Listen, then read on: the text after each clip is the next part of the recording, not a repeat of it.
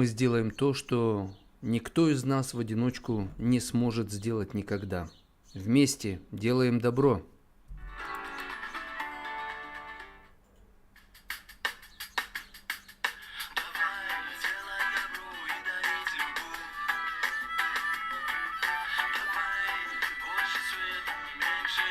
Таня М. Лова.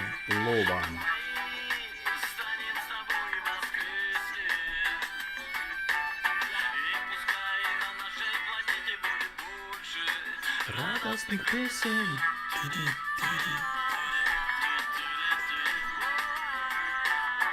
Хватит мне там гигабайт интересной трансляции. Ладно, классненько, с моего телефона.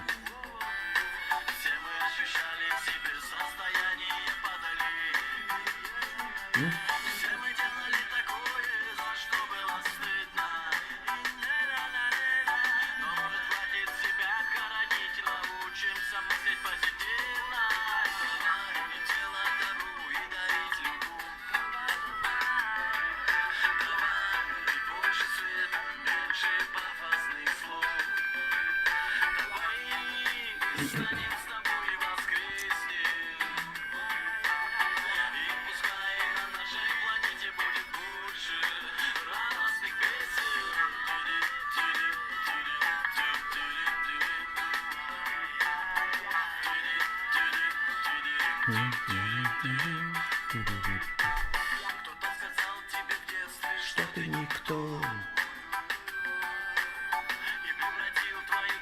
мусорное ведро.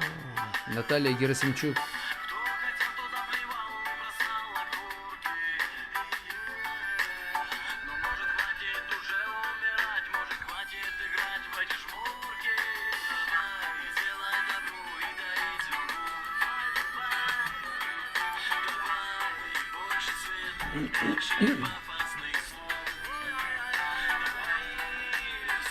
Елена.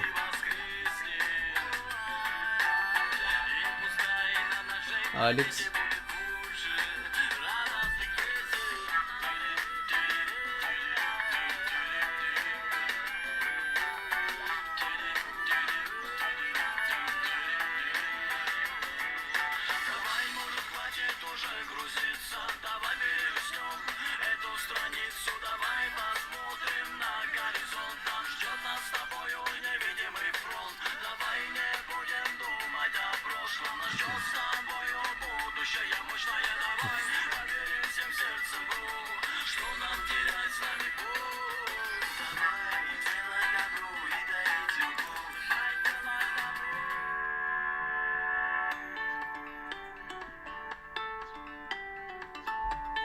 Прямо за 5 минут до начала нашего эфира пришло сообщение. 78-летняя женщина пишет: «Я боюсь смерти, жуть. Как преодолеть этот страх, не знаю. Казалось бы, столько лет человек прожил, должен был обо всем подумать, в том числе и об этом. Но это очень нормальное состояние страха, смерть, жизнь. Сильнее жизнь или смерть? Конечно, жизнь. Конечно, жизнь сильнее. Хотя кажется, что смерть, она неумолима, неотвратима, и она забирает все. На самом деле смерть забирает только лишь физическое тело. Душа важнее тела. Поэтому за свою земную жизнь нужно это открывать. Душа важнее, сильнее, больше, значимее, более ценное, чем тело физическое. О теле порой мы заботимся больше, чем о своей душе. А о душе нужно заботиться с помощью Творца, потому что Он сотворил нашу душу, мама с папой приняли участие в сотворении нашего тела. Так что жизнь, она сильнее смерти.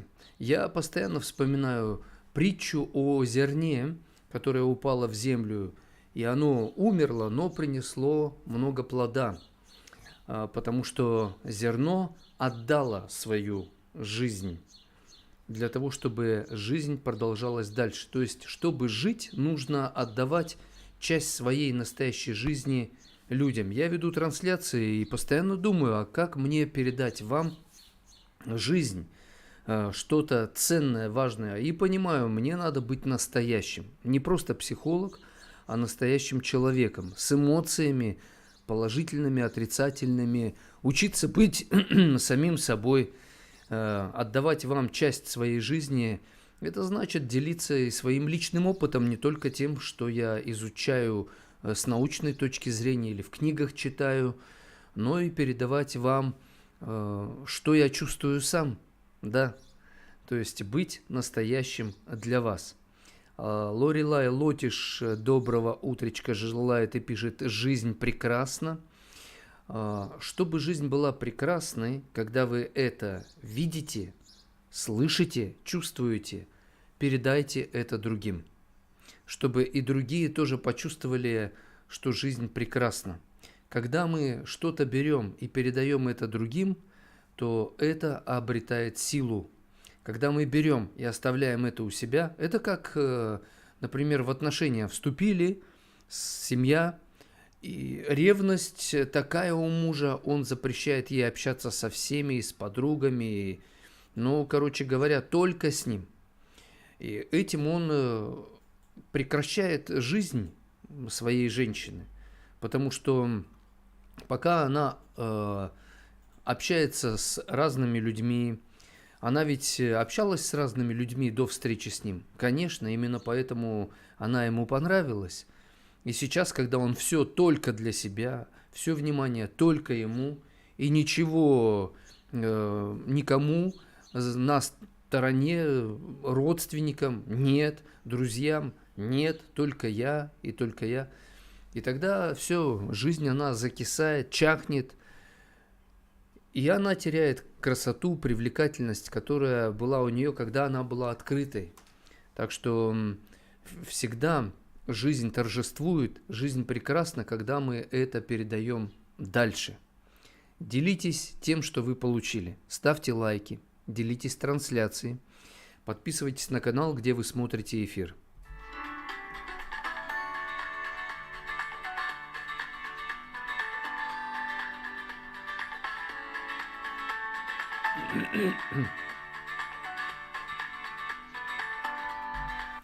Бывает, когда нас сильно оскорбляют, унижают, причиняют нам боль моральную, психологическую, словно бы что-то убивают в нашей душе, потому что поступают с нами несправедливо, гордо смотрят на нас, считают нас третий сорт, пусть не брак, но третий сорт, и какие-то унижения, обесценивания, это все словно бы убивает в нас. То есть очень хочется ответить тем же: а ты посмотри на себя.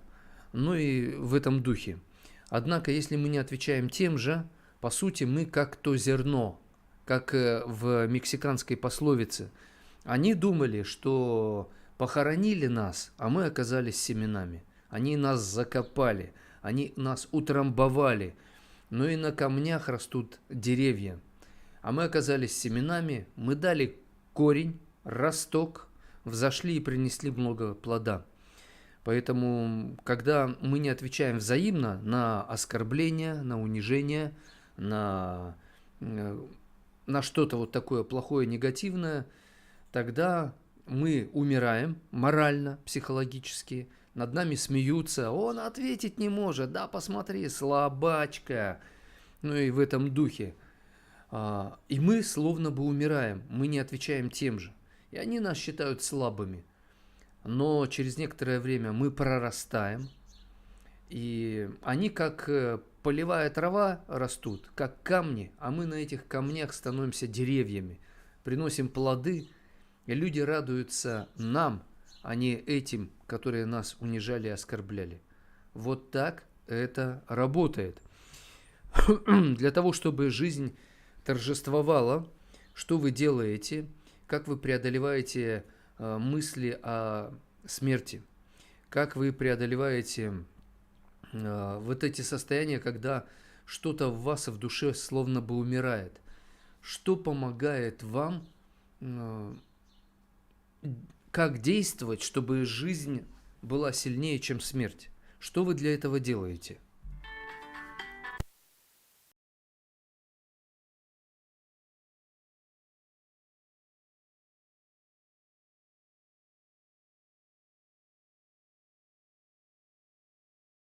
Змеи.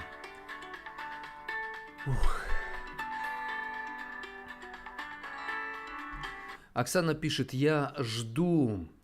Ждете, что жизнь будет торжествовать над смертью. Что такое смерть? Это мысли о безнадежности, об обреченности, о неумолимости, чего-то плохого, негативного. Оксана ждет. Порой, да, нужно дождаться весны или лета. Мы не можем ускорить. Это природа. Она по своим законам. Поэтому порой надо подождать. Наступает весна, а потом лето. И это закон. Действительно, жизнь торжествует. И порой нужно просто дождаться вот этого торжества, как весны, как лето. Но, чтобы не заморозило нас, нужно одеваться потеплее, чтобы дождаться тепла зимой.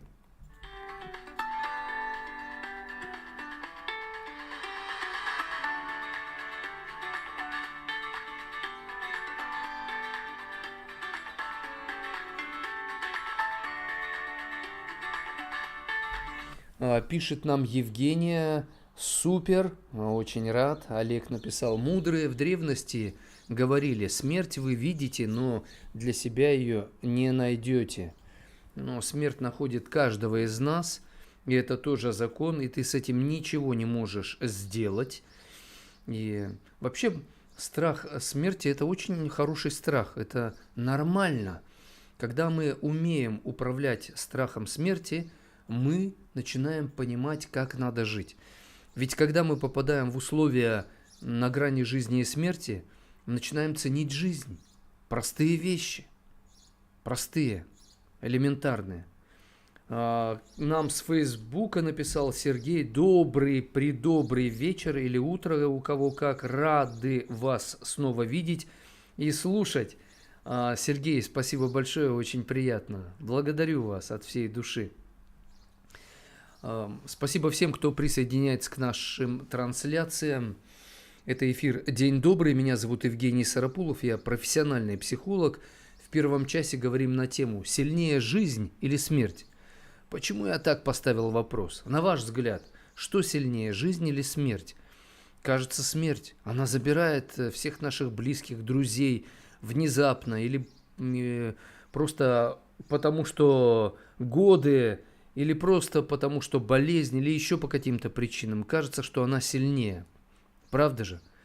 Но вера в жизнь. Как нужно верить в жизнь, чтобы чувствовать, что она сильнее, чем смерть?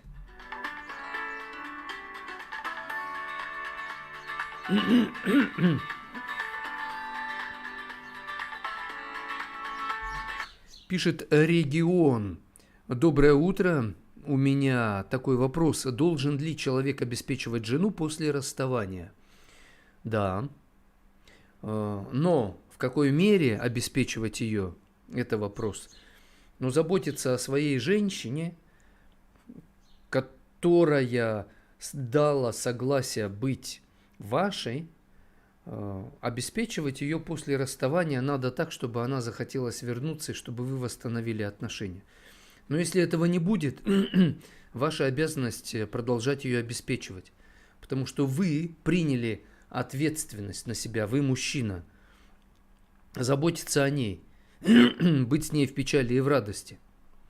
Поэтому, если вы не будете о ней заботиться, вы не будете выполнять свою обязанность как мужчина.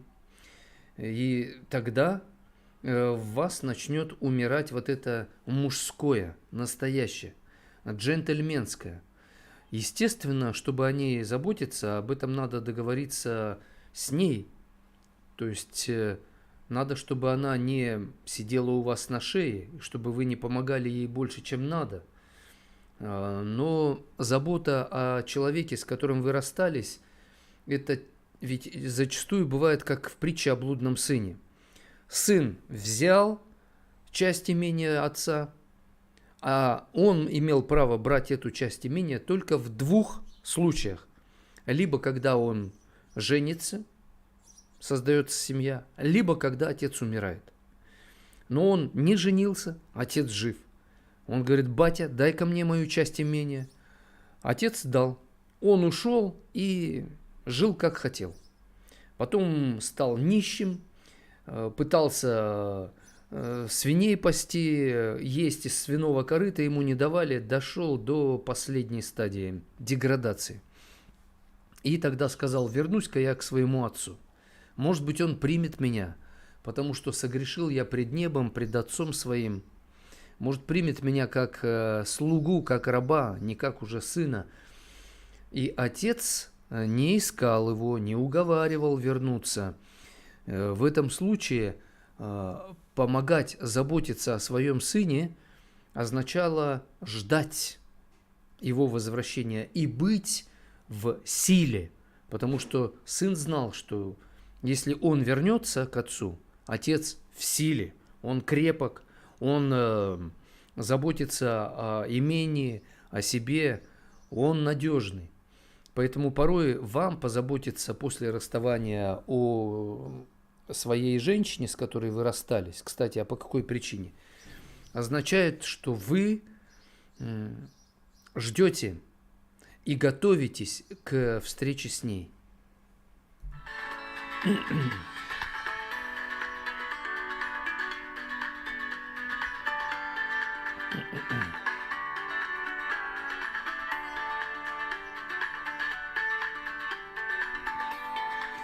Линда пишет: сильнее Бог надо верить.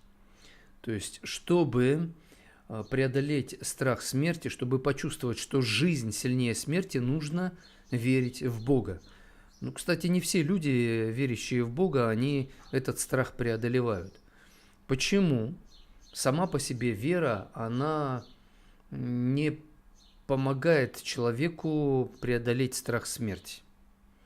Потому что вера без дел мертва. Если ты веришь, но не действуешь, значит все.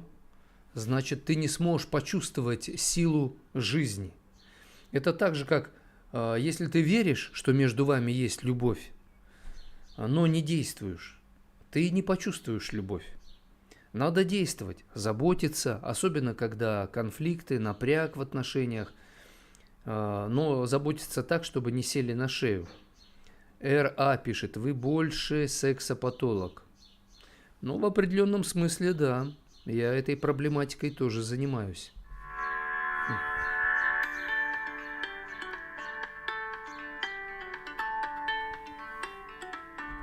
Наталья пишет: жизнь – это новый рассвет, смерть – это мрак, свет сильнее тьмы. И свет во тьме светит, и тьма не объяла его. Об этом так сказано. Мила Майская, мое почтение. Виталий Родниковский, спасибо, очень приятно. Светлана. Рассвет наступает неизбежно. Солнце светит, и, казалось бы, во Вселенной очень много тьмы, но звезды светят. И говорят, свечку видно на расстоянии 20-30 километров в степи. Свечку, маленькую, совсем, почти незаметную. Но во тьме солнце светит свет еще лучше заметен. Ученые, когда проводили исследования, задавались вопросом, насколько человеческий глаз чувствителен к свету. Оказалось, в 10 тысяч раз усиливается чувствительность к свету в темноте. В 10 тысяч раз. Вы представляете? Невероятно. Но это факт.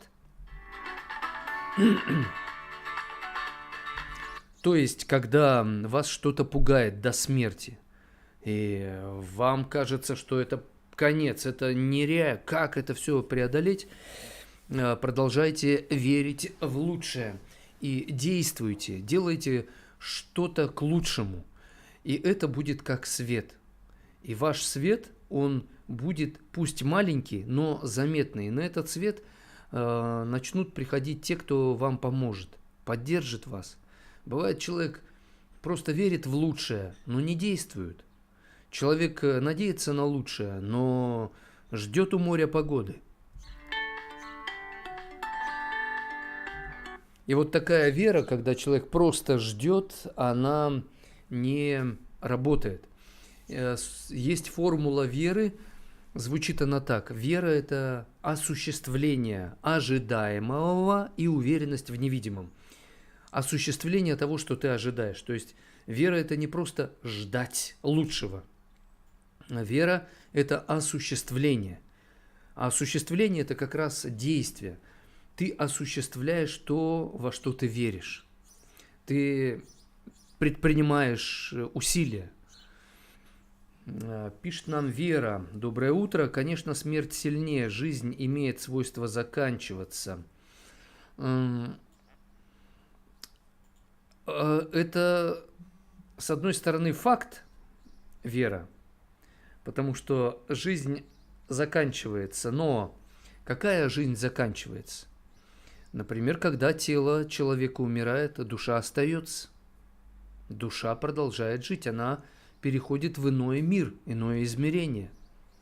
И это вы принимаете, Вера, или не принимаете? Вы считаете, что смерть сильнее? Сильнее, временно сильнее. Но душа человека, она сотворена, чтобы жить вечно. Слово «человек» означает «чело», разум, век, вечность, вечный разум. Мы сотворены, чтобы жить вечно. И в рамках вечности жизнь, конечно, сильнее. Но если ты веришь в того, кто создал жизнь, кто дал тебе жизнь,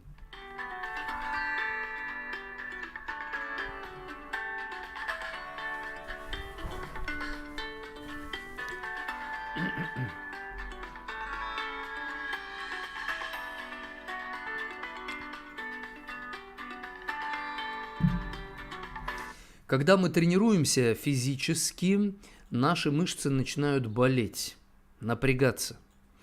Это признак, что какие-то клетки в организме умирают, отдавая свою энергию другим клеткам, которые растут и становятся сильнее, помогая нам ощущать, что мы становимся сильнее. Вот так это происходит. Когда мышцы растут, и боль в мышцах – это микроразрыв мышц. Этот микроразрыв – это как раз признак, вот эта вот боль, что выносливость, крепость твоих мышц, она становится сильнее. Какие-то клетки умирают. И нет как бы жизни без смерти. В этом смысле смерть одних клеток усиливает жизнь в других клетках нашего тела.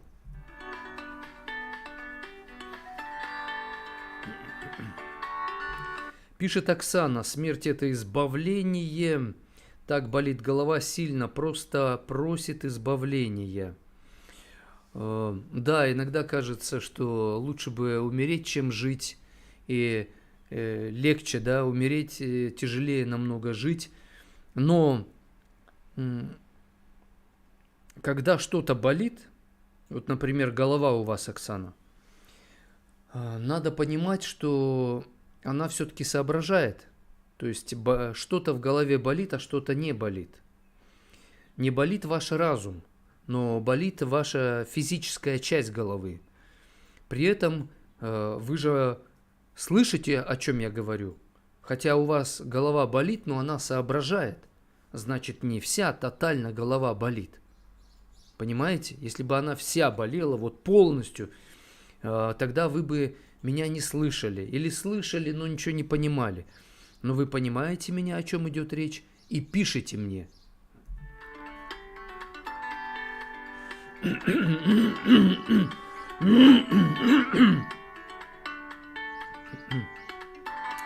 Ирина пишет из Израиля, замечательная формула про веру и ее осуществление. Да, кстати, Вера есть осуществление того, что ты ожидаешь, и уверенность в невидимом. То есть нужно осуществлять то, во что вы верите. То есть действовать. Конечно, мы совершаем ошибки, но когда мы действуем, ищем, пробуем, стараемся, прилагаем усилия, тогда начинает возрастать наша уверенность в невидимом. Потому что методом проб и ошибок мы ошиблись, поняли, в чем ошибка, извлекли из нее урок, продолжаем действовать, ищем через тернии к звездам. Это все осуществление того, что ты ожидаешь. И тогда ты начинаешь понимать, в чем ты уверен, а в чем нет. На что стоит положиться, а что подводит тебя. То есть практика – это критерий истины. Спасибо. Любовь пишет: доброе утро, Евгений и гости эфира. От Оксаны: доброе утро, приятно вас слушать, пишет она. Мурат написал: смерть – враг человека. Не всегда.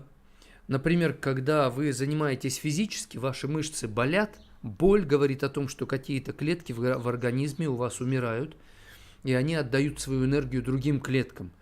В этом смысле смерть в теле клеток некоторых означает, что вы развиваетесь, растете, становитесь сильнее. Смерть является врагом для человека, когда смерть забирает душу. Христос об этом говорил так: не бойтесь тех, кто может убить ваше тело, бойтесь тех, кто может убить вашу душу. Что убивает нашу душу? Или кто может уничтожать нашу душу? Мой вопрос, ваш ответ. Ожидаю.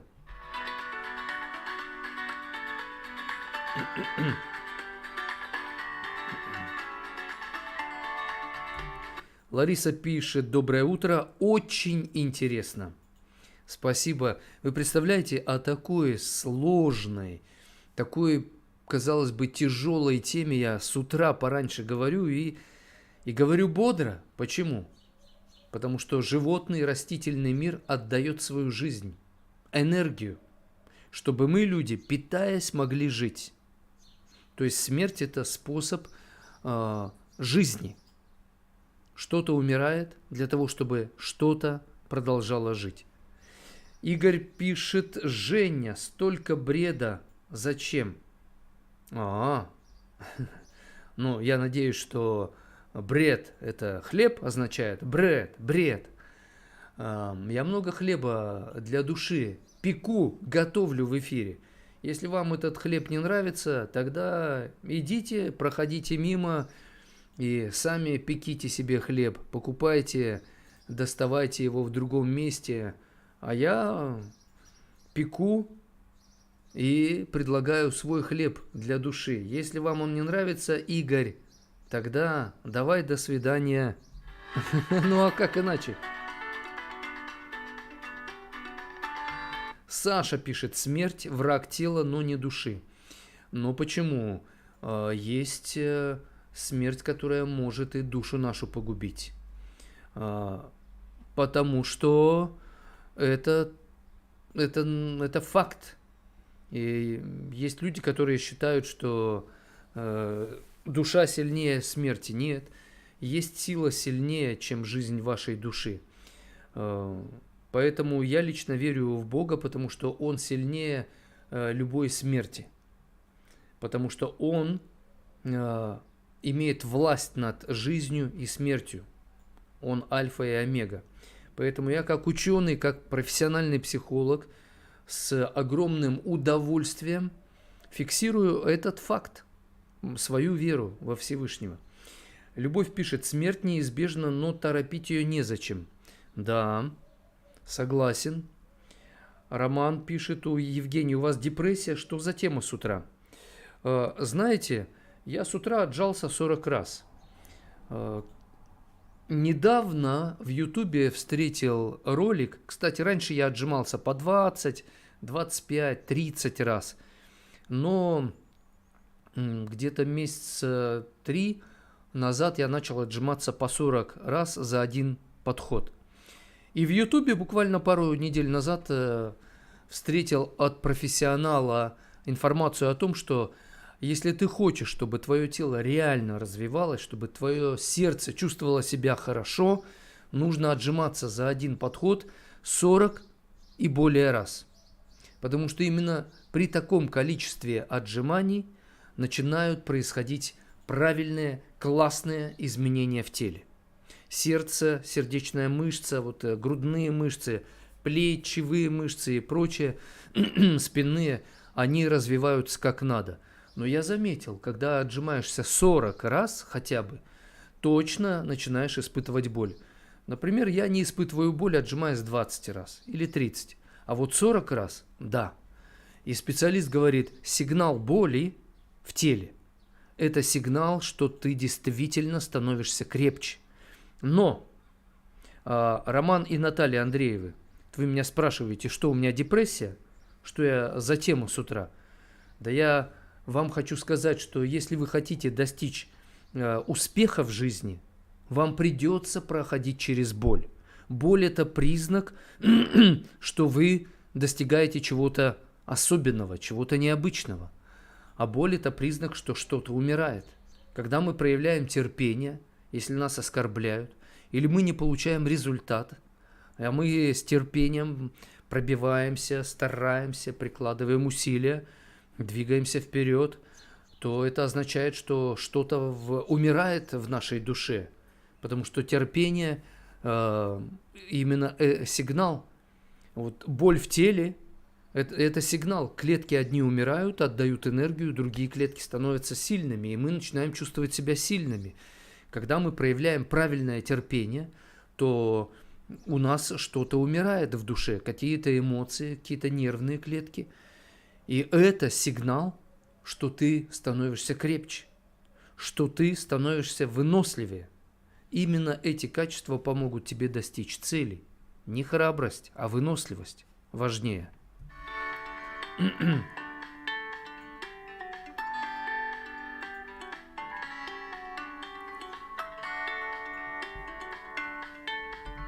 Игорь пишет, носитель души при жизни – это тело человека.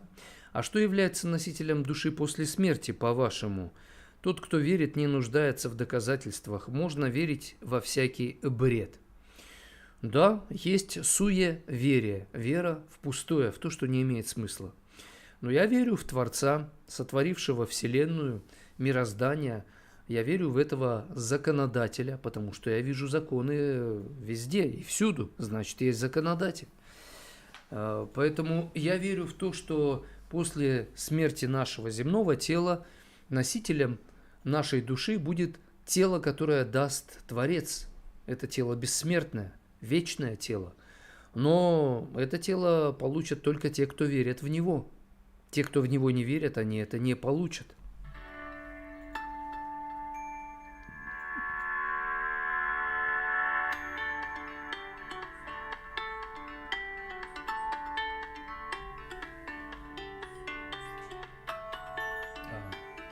О, да, мне тут намекнули, пора уже музыкальную паузу, и я с этим очень согласен, и пусть прозвучит песня несколько такая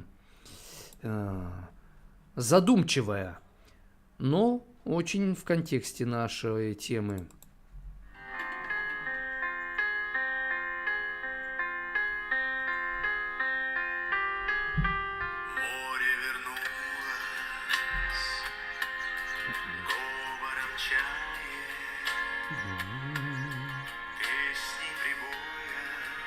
А я пойду отожмусь пока.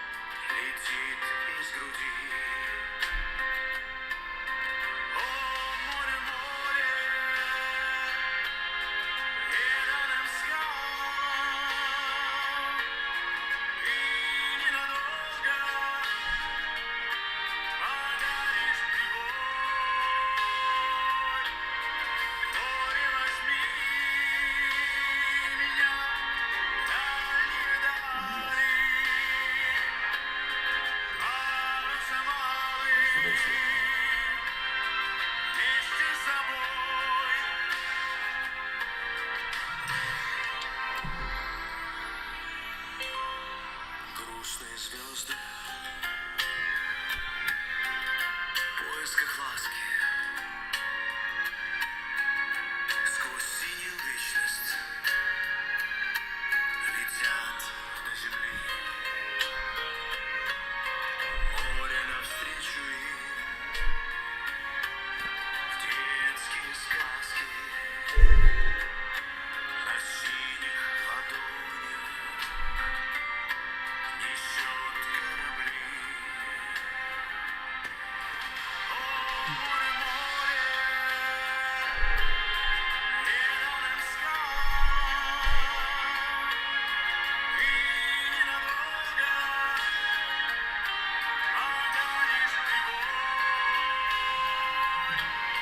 Море, возьми меня в дальние дали, парусом алым вместе с собой. О, море, море, зеленым скалам, и ненадолго подаришь прибой. Море, возьми меня в дальние дали, парусом алым вместе с собой,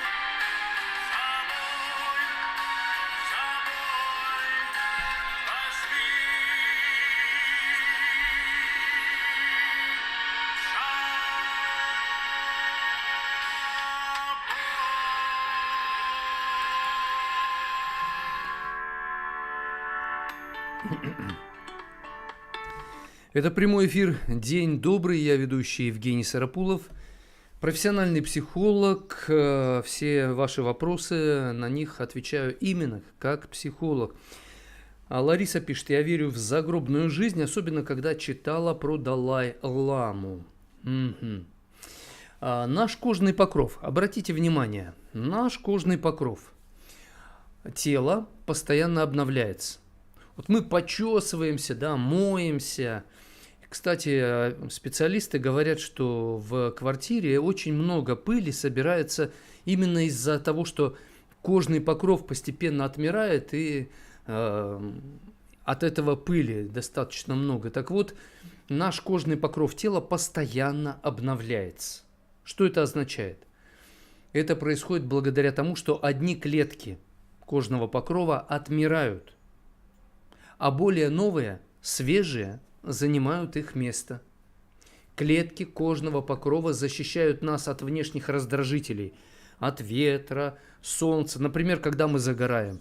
Если вдруг мы загораем больше, чем надо, то у нас травма, и кожа начинает краснеть, она там волдыри появляются. И кожный покров нас защищает. И клетки, они буквально умирают. Вот буквально они умирают в этот момент, чтобы защитить наши внутренние органы, нашу жизнь. И в итоге мы живем, в итоге мы чувствуем себя там помолодевшими. Вот в баньку сходили, да? Что это означает? Почему мы ощущаем молодость в теле? Потому что тело, оно сбрасывает вот это уже отработанное, в том числе в кожном покрове. Поэтому смерть клеток кожного покрова означает, что мы сохраняем красоту, молодость, свежесть. И вот это вот обновление, оно происходит абсолютно во всем теле. Говорят специалисты, что в течение 2 лет умирают абсолютно все клетки в нашем организме. Но мы этого не замечаем, потому что этот процесс постоянно происходит. Одни клетки умирают, другие на их место встают. В этом смысле смерть является способом жизни, обновления нашего тела. Понимаете, да? Вот оно как. Вот как бывает. Маша, Серега, Тамара. Света, мое почтение. Оксана пишет, мы сами можем убить свою душу. Да, можем. Можем, когда сами себя проклинаем. Можем, когда перестаем верить в лучшее. Когда перестаем надеяться на лучшее. Мы сами себя убиваем, когда говорим, ничего не получится, это бесполезно. Мы сами накладываем, так сказать, руку на будущее. Говорим, будущего не будет, я не вижу будущего. Я живу только сегодняшним днем. Или человек, который не заботится о своей душе, говорит, да я живу как хочу. Вот что хочу, то и ворочу, я хозяин.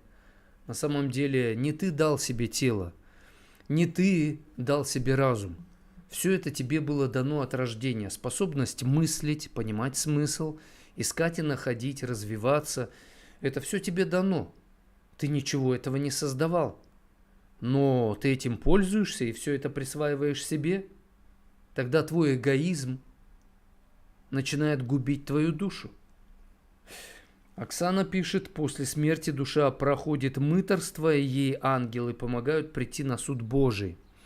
Ну, те, кто верят в Бога, они на суд Божий не приходят, потому что за них умер Христос, и они уже перешли из смерти в жизнь. Их душа уже все, она уже имеет гарантию жизни вечной.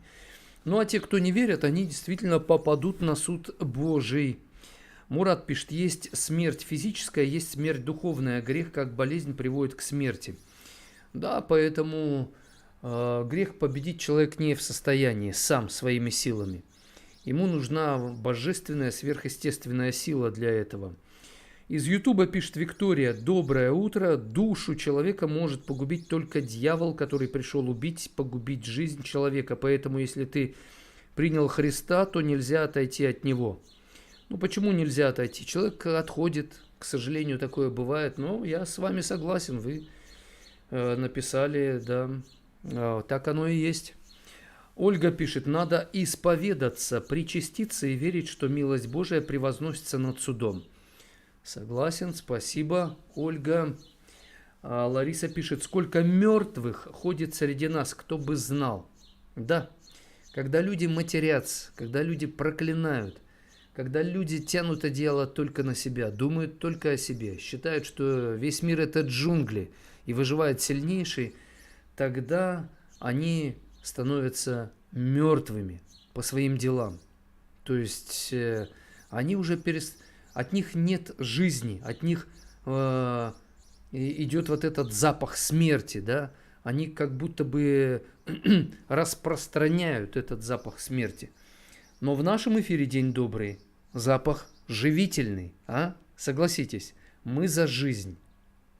Мы за жизнь. Линда пишет, гусеница готовится к смерти и плетет себе гроб-кокон, но гусеница умирает, а бабочка рождается. Это бред или чудо? Это чудо. Это закон.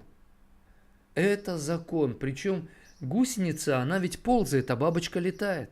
То есть, чтобы научиться летать, нужно пройти, получается, как бы через смерть. И мы действительно, когда хотим перейти на новый уровень, вот я, например, если хочу перейти на реально новый уровень в профессиональных качествах своих, в ведении эфиров, трансляций, я начинаю экспериментировать, я пробую. Вообще научные открытия, все, что в жизни есть такого, ну, как бы выдающегося, да, такого ошеломительного, удивительного. Чтобы этого достичь, надо перейти на новый уровень осмысления, на новый уровень креативности, на новый уровень, и тогда ты вдруг понимаешь, что для этого надо рискнуть, надо пробовать. И тогда тебя подвергают критике, смеются, тычут пальцем в твою сторону, говорят, глянь-ка на этого чумачечего. И это все, ты испытываешь одиночество, непонимание. Это в каком-то смысле смерть. Словно что-то в тебе умирает. И это признак, что ты прорываешься. Некоторые застревают в этом состоянии или отходят назад, отступают. Спасибо, Линда, очень классный пример привели, пишет нам Любовь. У меня подруга с Байкала, так вот, когда у бурундучков нерадивые люди отбирают их запасы, тогда эти зверьки ищут ветки, рогатины и кирдык. Меня это очень сильно поразило. Ого, вот это, вот это да. То есть, вы понимаете, да, а чему учит природа? Вот какой вывод из этого можно сделать? Галина пишет: доброе утро, хотите жить? Движение, контрастный душ, правильное питание. Когда Бог допустил в моей жизни диабет на грани критической, представляете, почти 24 или 25 был уровень сахара в крови. Но это очень запредельно. Это крайне опасно. А потом после этого онкологическое заболевание обнаружилось, а потом в процессе еще и язва, одна на уровне прободения, да, это очень опасно. Знаете, Бог меня встряхнул через все это, и по сути, как бы мне, ну так, дал понять: Евгений, тебе надо изменить образ жизни, тебе надо перестать конфликтовать, как ты раньше конфликтовал. Тебе нужно начать вести здоровый образ жизни для своего тела. И меня это встряхнуло очень сильно. На сегодняшний день я выгляжу явно лучше. Я чувствую себя лучше, я сплю лучше, у меня глаза видят. Помните, я в очках уже эфиры вел? Это из-за диабета у меня зрение стало падать. Сейчас я очень четко контролирую свой образ жизни, зрение восстановилось. И многие процессы стали в организме функционировать как надо. Потому что я был потрясен. Бог меня провел по грани жизни и смерти и сказал: ты умрешь раньше, если не изменишь свой образ жизни. И это твой выбор. Прожить еще или не прожить. Так, сообщение от Любови. Нормальная тема. Мир так создан, что все когда-то уйдут. Но об этом мало кто говорит. Но многие боятся. Я считаю, надо об этом говорить как об обыденном. Есть взрослые люди, которые боятся смерти. А зачем? Все равно это произойдет. Но бояться смерти — это нормально. Это так же, как бояться идти в горы неподготовленным. Этот страх, боязнь, что ты сорвешься, ты что-то сделаешь не так, он стимулирует тебя готовиться. Страх не сдать экзамен стимулирует нас готовиться к экзаменам. Страх — это хорошо. Оксана пишет, ВКонтакте. Оксана пишет: как же я переживаю за вас, мой психолог. Храни вас, Царь неба, Дух Святой. Оксана, ну, спасибочки. А Лариса написала: все мы смертны, но есть такой термин метемпсихоз. Прошу прощения, если неверно назвала, объясните, пожалуйста. Я не помню этот термин, к сожалению. Ирина пишет: спасибо за эфиры. Евгений. Кстати, Лариса, вам Google в помощь. Там о всех терминах вы найдете информацию. Вот если вы определение, которое найдете, не поймете, пришлите, я вам его растолкую. Марина пишет: смерть физическая, начало жизни после жизни. Только большинство нас этого не знает. Жизнь после жизни. Смерть — это как переход из земной жизни в жизнь вечную. Но для тех, кто верит в того, кто сотворил жизнь вечную. Линда пишет: часто мы сами себя и других обманываем, думая, что мы верим в Бога, без дел вера мертва. Да, это самообман. Абсолютно верно. Оксана пишет: нет, я о том, что душа сама идет на суд, она посещает то, что заработала на земле, и сама может не принять рай. Да, в рай и ад пойдут одни добровольцы. Р.А. пишет: как в стране приятно, когда чешет по ушам, а работать никто не хочет. Р.А. Зависть. зависть, да, или неуважение, или отсутствие чувства благодарности. Вот у вас одно из трех заболеваний. Вы можете эту болезнь усугубить. Светлана пишет: здравствуйте, как давно я вас не видела, рада встрече. Светлана, очень приятно. Ставьте лайки, делитесь трансляцией, подписывайтесь на канал, где вы смотрите эфир. Поддерживайте финансово наши эфиры «День добрый». Олеся пишет: точно знаю таких людей. Таких, как сейчас говорили. Жаль, что такое есть, и приходили с ними общаться и даже взаимодействовать. Увы. Ну что ж, всякое бывает. С кем конфликт был, Маша спрашивает меня. Да со всеми. Я такой человек, который, в принципе, любил конфликтовать, напрягать. Потом мне Бог сказал: слушай, это уже перебор. Твое желание конфликтовать начинает мешать тебе и мешать другим. Конфликт должен быть конструктивный. А чтобы он был конструктивный, неси мир. На этом мы закончим первый час эфира. Во втором часе поговорим на тему отношения после предательства. Предательство – это смерть для отношений. Одни воскресают после этой смерти, другие нет.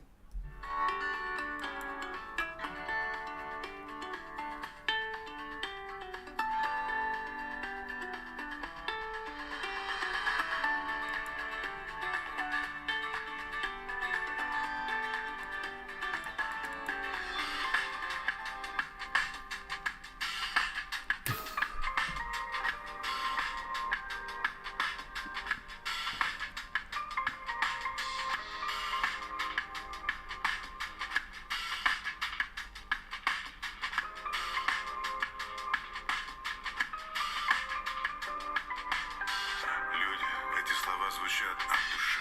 Здесь нет двойного дна, злого умысла и шифра.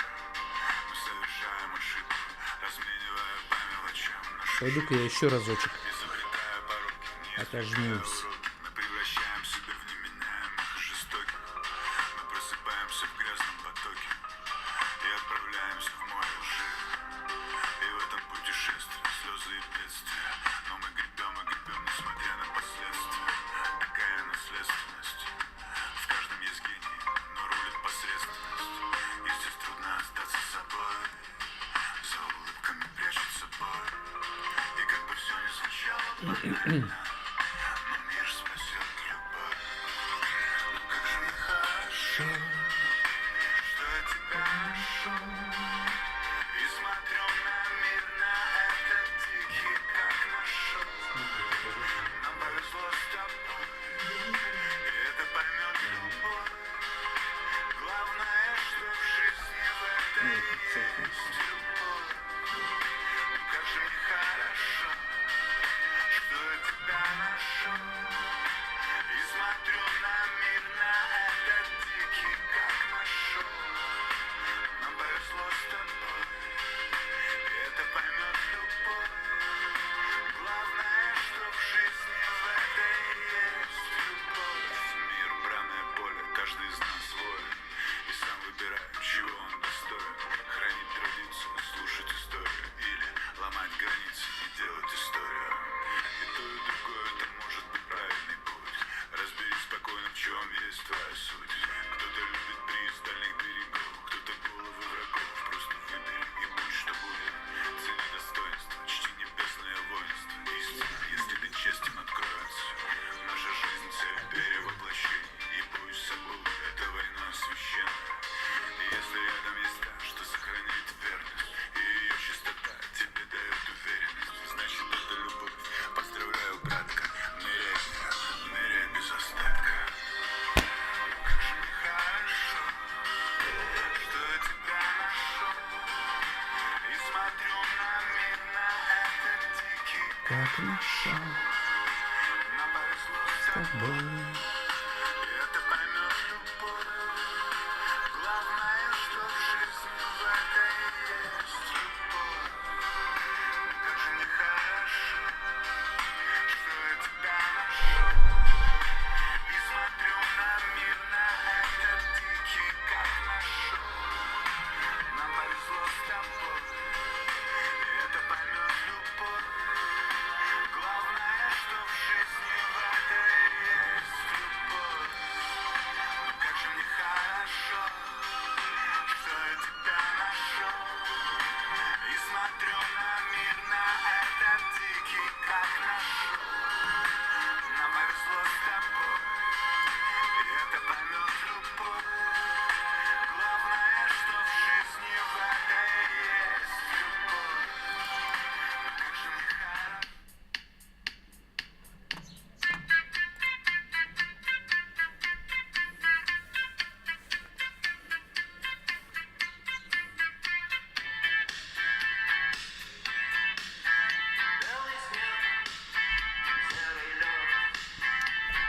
Оставшийся землей.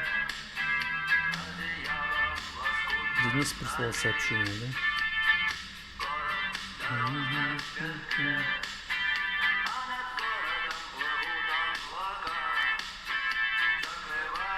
Небесный свет,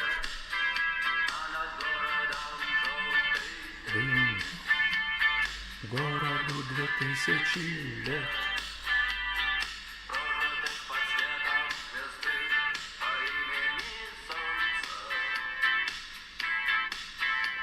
Оксана Икусова, голова прошла? Не так сильно болит уже.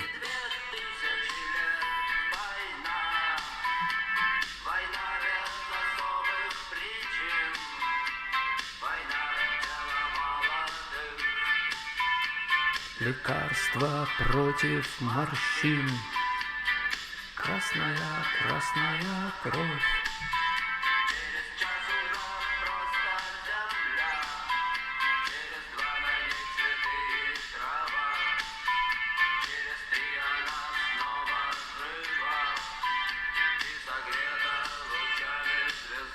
Отлично, Оксана.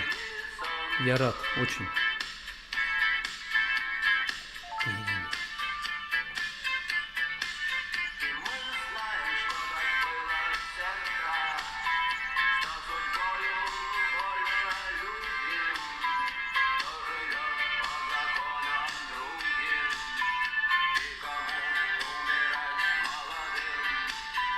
Он не помнит слова «да» и слова «нет».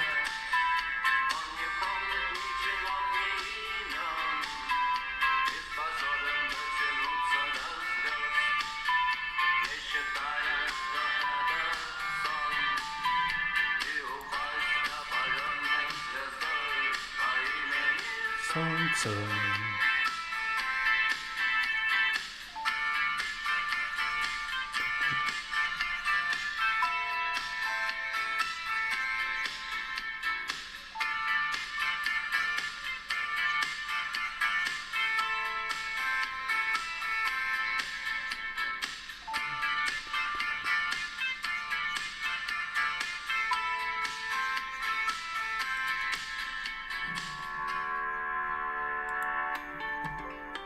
Низкий уровень заряда батареи.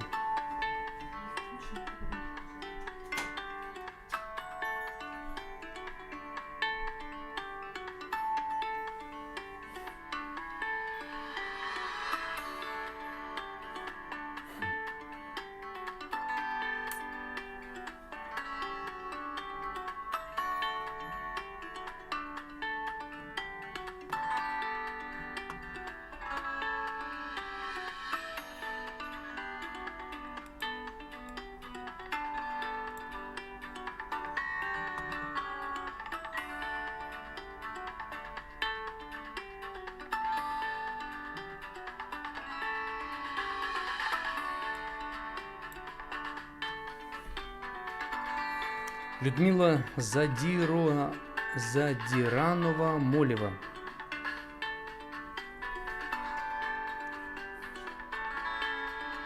Поехали. Прямой эфир, день добрый, я ведущий Евгений Сарапулов. Мы говорим в этом часе на тему отношения после предательства. Ну.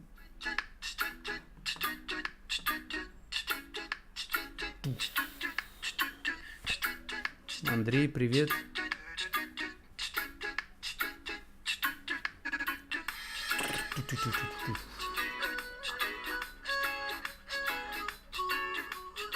Хорошо, что он предупредил. Он отключился. Ну, надо новый комп, очевидно. Тут так плохо видно. Кстати, надо уже это, все, можно заказывать уже. Надо посмотреть и черному отправить, чтобы он подписался. Чики-пау.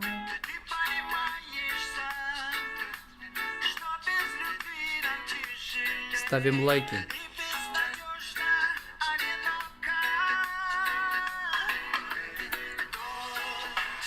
кто любит всех людей, не сомневайся, живет он не напрасно.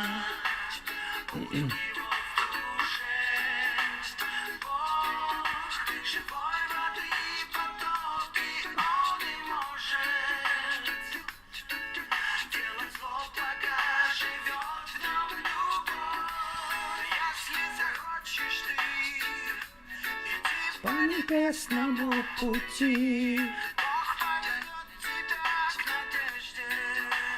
он поведет.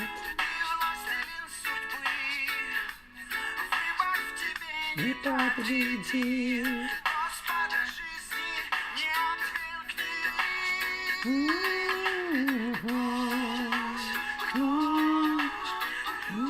Всех людей не сомневайся.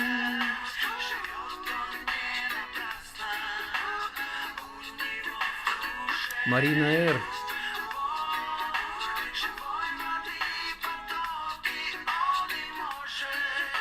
С днем рождения вас! Вау!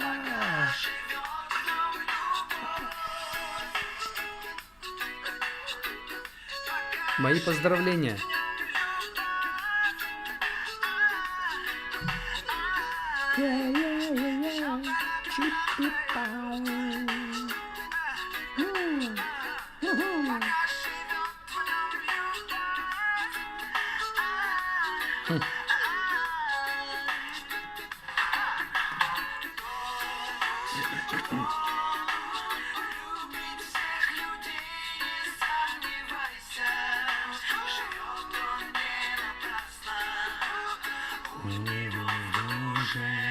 Сегодня 18 же, да? Да.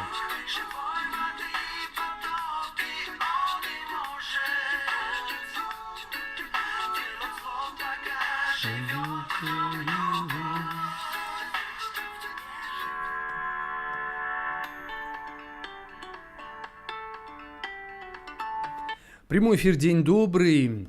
На днях она мне сказала, это сообщение мне прислал один мужчина, его женщина сказала ему на днях, что ее любовник бросил, и она меня спрашивает, как я пережил, когда она меня предала, изменила, что мне помогает отвлечься.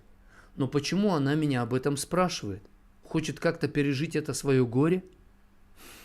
На основе этого сообщения я решил поднять тему отношения после предательства. Кстати, вы считаете, что нужно продолжать отношения после предательства? Если да, то почему? Если считаете, что нет, объясните, почему. А пока вы думаете над ответом на этот вопрос, Валентина написала: «Доброе утро, Евгений, все. Я, когда захожу на другие чаты, чтобы узнать мнение людей по какой-то теме, не терплю хамства и пишу: люди, вы же люди, не хамите, уважайте друг друга. А дочери говорят, что зря, не мое дело. А как вы считаете, не стоит?» Иногда стоит, иногда не стоит. Чаще всего не стоит, потому что люди делают так, как они хотят. Это их личные странички, это их чаты, они там ведут себя как хотят. Вот у меня на трансляции я все-таки управляю процессом, и кого-то мы блокируем, кого-то предупреждаем, ну и прочие правила мы применяем, чтобы у нас была атмосфера такая, какая она есть. А там люди ведут себя как хотят. Денис пишет, и люди... Алла! Бодрое, доброе утро, пишет она. Шалом, удачного дня всем. Шалом алейхум. Уважаемая барыня, сударыня. Она уже на работе, Алла, кстати, смотрит нас с места, где она работает. Я надеюсь, что работа спорится в ваших руках, когда вы смотрите, слушаете эту трансляцию. Денис пишет, люди боятся смерти, но не боятся ложиться спать, где они себя не контролируют. Иногда кажется, что сон – это репетиция смерти, а не только восстановление организма. В определенном смысле да. Он же, Денис пишет, редко в мир иной уходят именно во сне, но это не должно пугать наши сердца.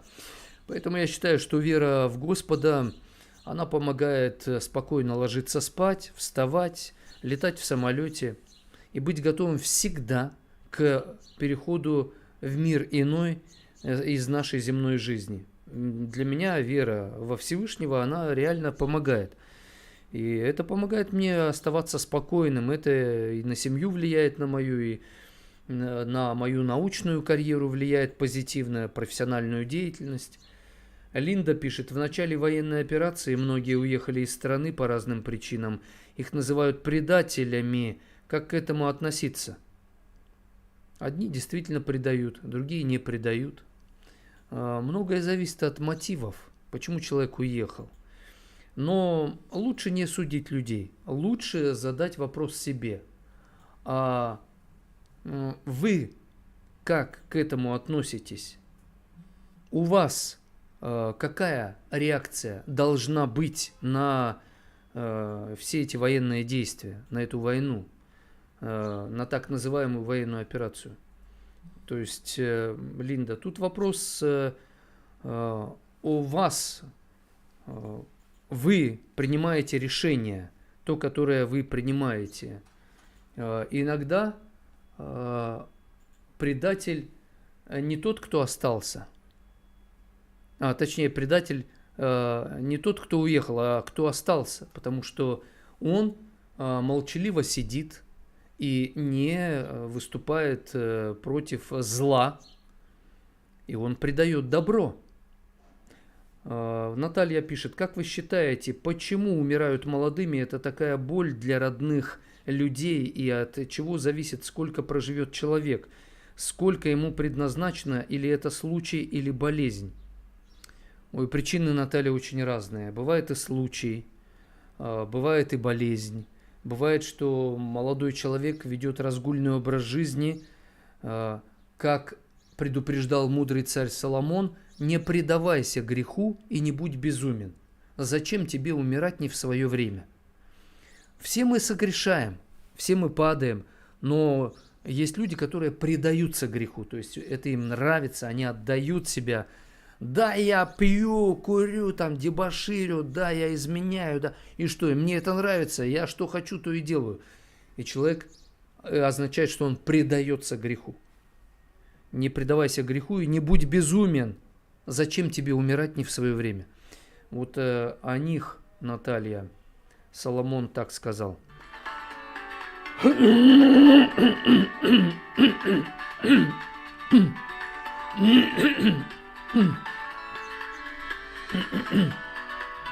Оксана пишет, у меня вечный двигатель – это дочь. Она мне мозг выносит. Учиться не хочет, и каждый день отправить ее в школу – это очень трудно. Музыкальную бросить хочет, а уже 5 лет отучилась. Ну, заставлять учиться постоянно – это тоже не выход. Тут, Оксана, вопрос, а вам нравится учиться в жизни?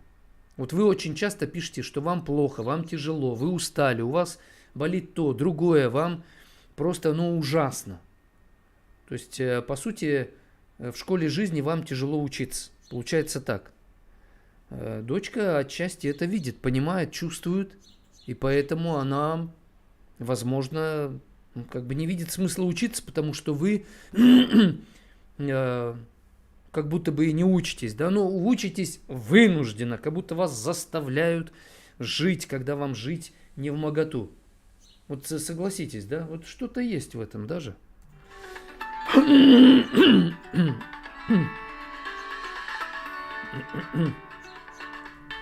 А Алена пишет, нет, чтобы не пережить эту боль еще раз.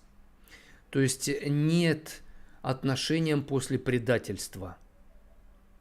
Потому что не хотите эту боль переживать еще раз.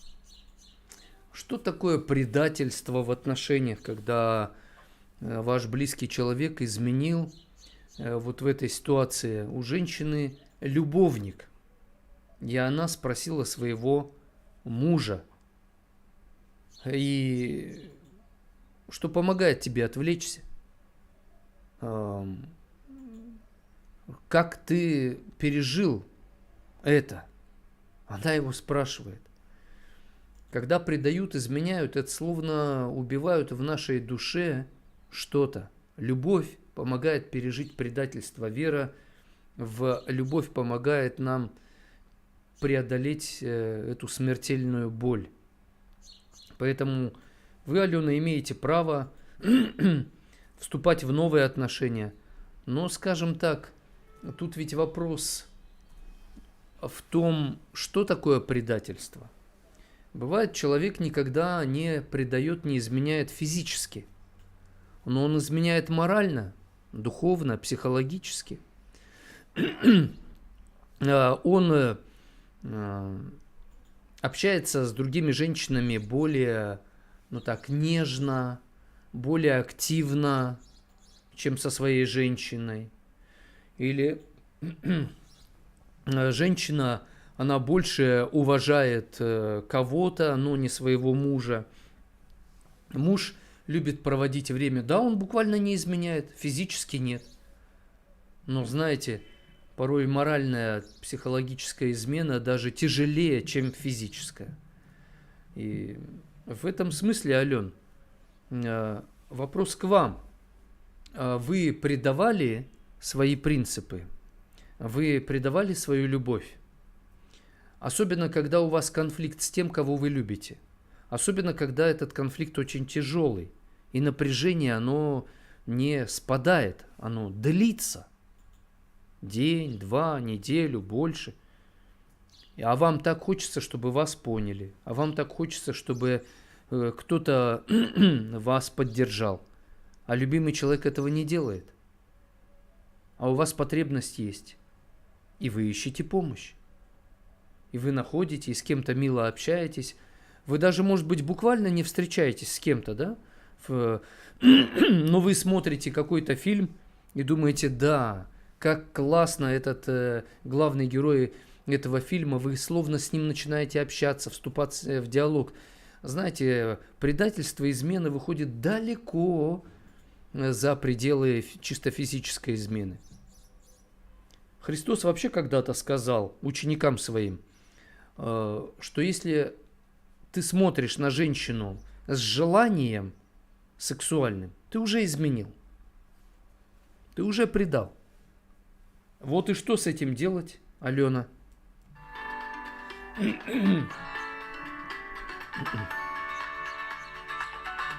Наталья пишет, человек, предавший единожды, может больше не предать. Шанс давать нужно и стоит, но если человек предаст дважды, это повторится вновь и вновь. В таком случае бывшим шанс давать нельзя. Это всегда вопрос, а после какого раза человек... Наталья, задайте себе вопрос. Какая-то сфера вашей жизни или предмет, который вы в школе учили, и вы много-много раз пробовали, у вас не получалось. Вы получали двойку, не получали двойку, в общем, у вас что-то не получалось. И вы опять, и опять.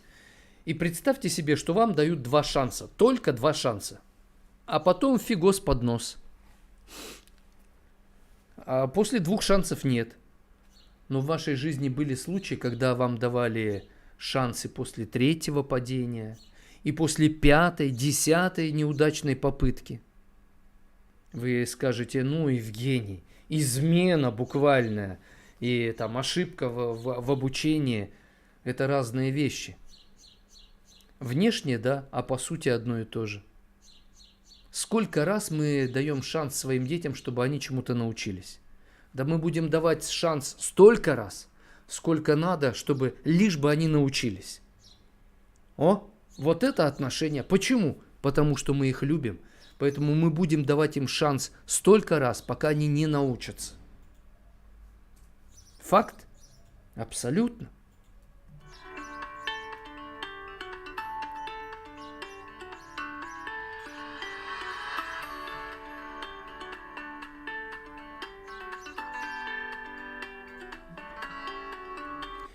Наталья пишет, другая уже. Бывшая жена считала, что, расставшись с ним, она ему все объяснила и может с ним общаться как с другом. А бывший муж гордо не хочет оставаться советчиком и другом и в шоке от вопроса. Он может не хотеть, а она хочет. У каждого свой выбор, и он имеет право не оставаться друзьями после развода или что там произошло между вами. Бывший муж гордо не хочет оставаться советчиком и другом. Эта гордость, конечно, говорит о том, что он слабый.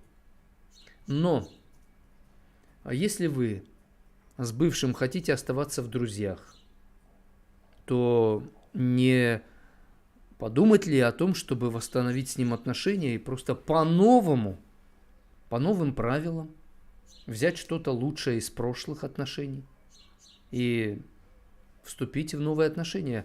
Именно по этой причине я предлагаю свои курсы, как вернуть мужа, как вернуть жену, как восстановить отношения, как создать новые отношения. Потому что от добра добра не ищут. Почему бы не попробовать? Ведь бывает пробуют, но не по правилам. Задачу надо решать по правилам, а не так, как тебе хочется или как получается. В жизни есть правила и законы. И надо по этим правилам и законам решать задачи жизненные. И тогда есть шанс получить правильный ответ или получить результат. Вот так же и здесь. Но он в шоке от этого вопроса, что вы хотите с ним дружить, хотя он бывший. Он в шоке, потому что какие могут быть отношения, если я для тебя бывший? Почему бы вам не начать с ним восстанавливать отношения?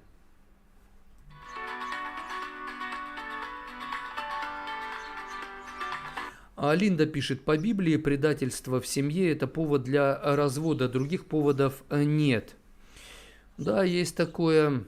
Максим пишет, Евгений, Иисус победил смерть навсегда. Я с этим согласен.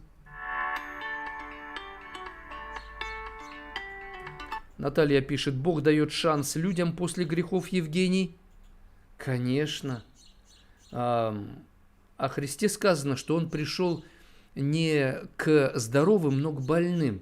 То есть к тем, кто понимает, что он болен, в смысле душа его грешна, и он нуждается в прощении, искуплении, то к таким он приходит как врач и говорит, если ты чувствуешь, что у тебя много грехов, или что у тебя есть грехи, и тебе нужно прощение, да, Бог прощает, и Бог любит прощать.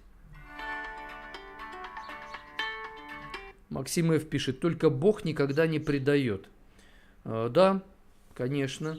Маша пишет, нет измен, все в вашей голове. Есть свобода выбора и уважения.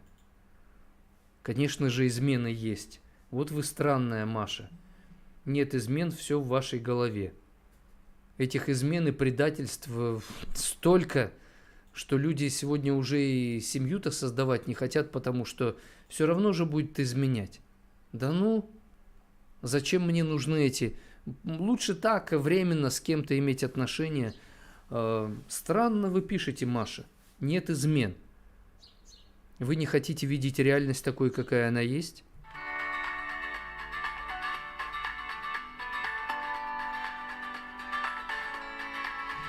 Пишет Мурат, прощать, если брат кается перед тобой. Да. Надежда пишет, правильно, человек может максимум 4 раза, а последующие не прощаются. Вы так и не поняли, да? Пример, который я привел несколько ранее, Надежда. Сколько раз мы даем человеку, которого любим? Столько раз, сколько надо, чтобы он изменился. Сколько попыток предпринимают ученые, пока не добьются результата? Сколько вы, Надежда, предпринимаете попыток, пока не добьетесь результата? Да вам уже не важно сколько, 100, 1000, миллион раз. Вы будете пробовать и добиваться, пока не добьетесь. Почему в отношениях мы ставим такие условия? Всего лишь 4 раза, 2 раза, там 3. А почему бы не сказать себе, я буду давать шанс ему, пока он не научится пользоваться этим шансом. Но тут вопрос, как давать этот шанс. Знаете, как правильно прощать, как простить. Потому что, например, когда мы даем шанс детям, чтобы они научились читать, ходить, мы же им помогаем в этом. И мы помогаем им не так, как мы это хотим, а на их языке. Мы с ними, ну давай, у тебя молодец, там как-то. Мы говорим с ними на их языке, мы же их не обзываем. Ты уродина, ну-ка встать. Чё не встаешь, тупой, дебил что ли? Но мы смотрим на таких взрослых и думаем, вот это действительно дебил. На ребенка, который учится ходить, он его обзывает. И мы помогаем ребенку, пока он не научится. Почему бы в отношениях не дать такую установку себе? Буду помогать ему, пока он не научится. Да, тут возникает вопрос. А если он не хочет учиться, если он не хочет измениться? Ну тогда, конечно, другой разговор. Но тут опять, если ты любишь, вызови у него эту потребность. Например, в наших трансляциях всегда появляются люди, которым кажется, что здесь какой-то бред я несу, им это не нравится, мой стиль, то, о чем говорю и как говорю. Обзывают, унижают, троллят. Но я даю им шанс. Я продолжаю давать им шанс. И даю им шанс. И те, кто не хочет измениться, они этим шансом не могут воспользоваться уже. Но те, кто хочет, однажды, и люди некоторые говорят, я целый год вас строил, а потом подумал, это я дурень, а вы нормальный. Я обзывал вас. Простите, Евгений, я понял, что вы нормальный человек, вы мне нужны. Я хочу жить, а не ползать как червь и не лаять как пес подзаборный на вас. И это, знаете, дорогого стоит. Одержать победу над негативом, который у человека есть. И я буду давать ему шанс постоянно. Ну, конечно, если он ведет себя как скотина, то, естественно, этот шанс я положу и скажу ему, шанс всегда ждет вас. Но пора выползти из этого болота, хватит вести себя по-свински, попросите прощения и получите свой шанс вновь.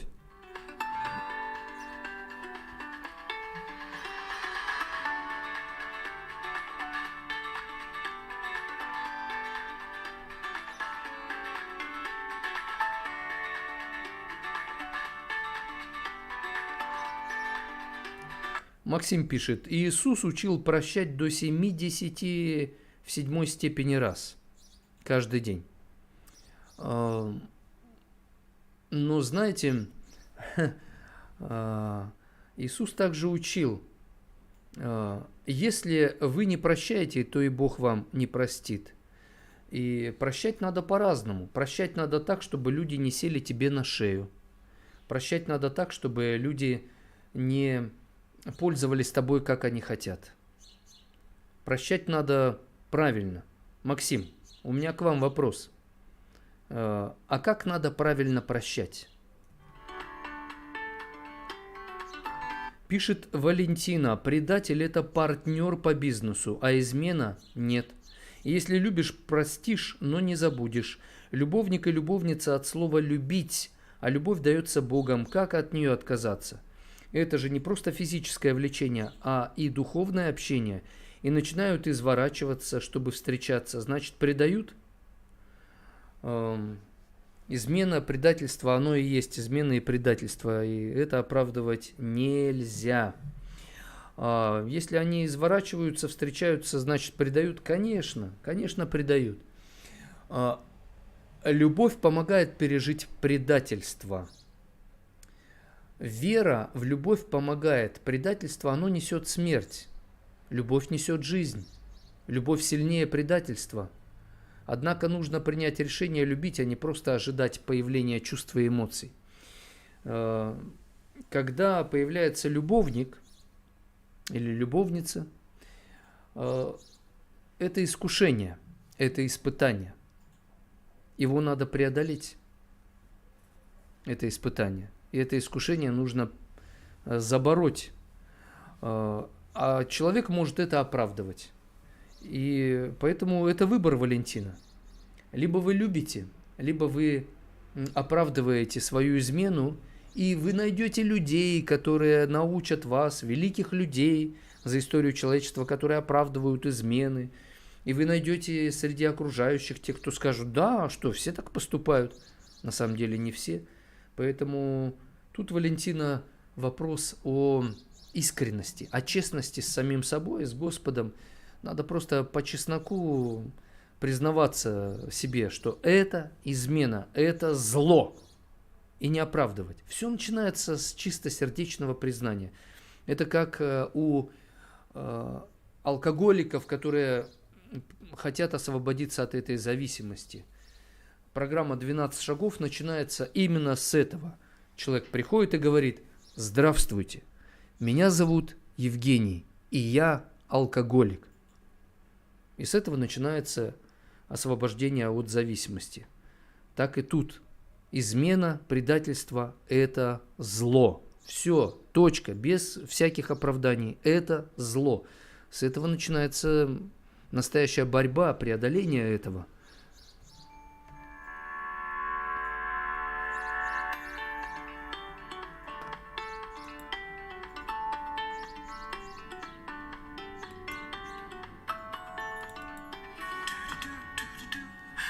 Пойду-ка я еще отожмусь. И будет 200 раз за утро уже.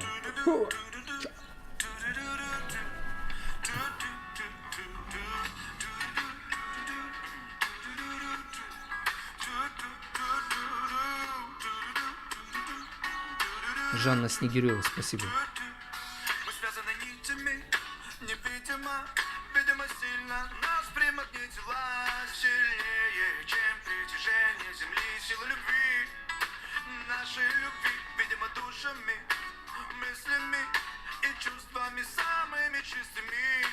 Друг в друга мы проросли и стали едиными, мы истинно избраны, мы неразделимы, единого целого, две половины, пусть ты из ребра, а я из глины, но неразделимы мы непобедимы, когда мы переплетены воедино, как два героя яркого фильма, неразделимы мы.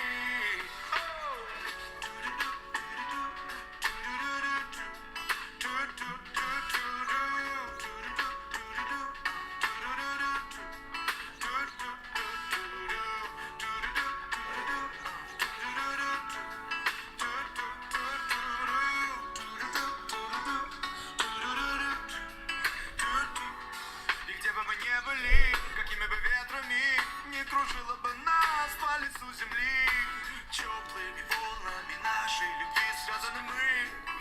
Через весь мир это все больше, чем химия. Мы просто вместе такие счастливые.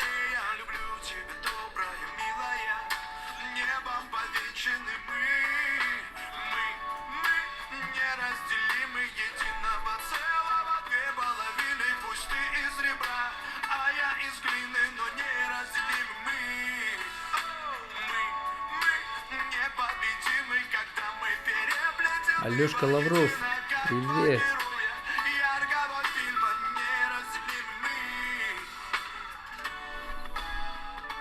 Напополам, пам-пам-пам, судьба это нам, Ты пам-пам-пам. Галюня, да? Давно не было. Даже.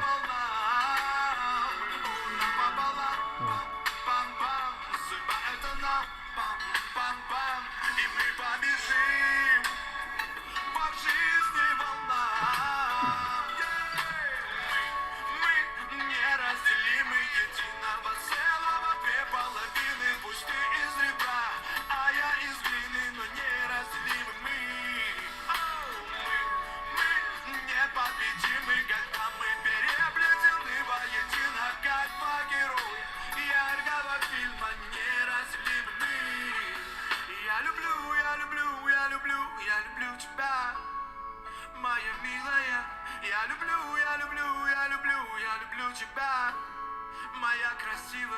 сфотаться я надо, люблю, кстати. я люблю, я люблю тебя, моя добрая. Я Отправим. люблю, я люблю, Новый я фон. люблю, я люблю тебя.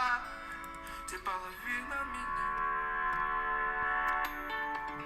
Прямой эфир, день добрый, я ведущий Евгений, профессиональный психолог для тех, кто впервые на трансляции. Сегодня тема основана на ситуации одного мужчины, который консультируется у меня и, в частности, работает по курсам «Как вернуть свою любимую женщину». Пишет: на днях она мне сказала, что ее любовник бросил, и она меня спрашивает, как я пережил, когда она меня предала. Что мне помогает отвлечься? Но почему она меня об этом спрашивает? Хочет как-то пережить это свое горе? Я на это ему ответил, среди всего прочего, когда женщина изменила и спрашивает, как ты это пережил, это значит, что она надеется, что вы ее любите, что дадите ей шанс восстановиться. Она этого хочет подсознательно. Она может говорить: да нет, не то, не так, да ладно.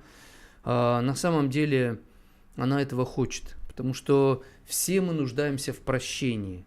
Все. Как пишет Мурат, прощать — это удел взрослого человека, духовно возрожденного, удел сильного человека. Да, сильные люди учатся прощать, слабые — нет. Оксана пишет: вот дети эти заповеди исполняют. Понятно. Оксана пишет: я думаю, что можно простить, хотя очень тяжело. Это бывает невозможно даже. То есть сил нет. Ты понимаешь, что надо, но нет ни желания, ни сил. В такие моменты, конечно, кому? Господи, дай сил, помоги. И ты говоришь: я не хочу, у меня ни желания. Вообще, я просто вот... Алла пишет: прощаю непонимание, глупость, но не подлость. Алла, все-таки прощать надо все, и подлость. Потому что почему человек поступает подло? Порой нам кажется, мы понимаем, на самом деле в душу заглянуть невозможно, а чтобы понять, почему он подло поступает, надо его простить.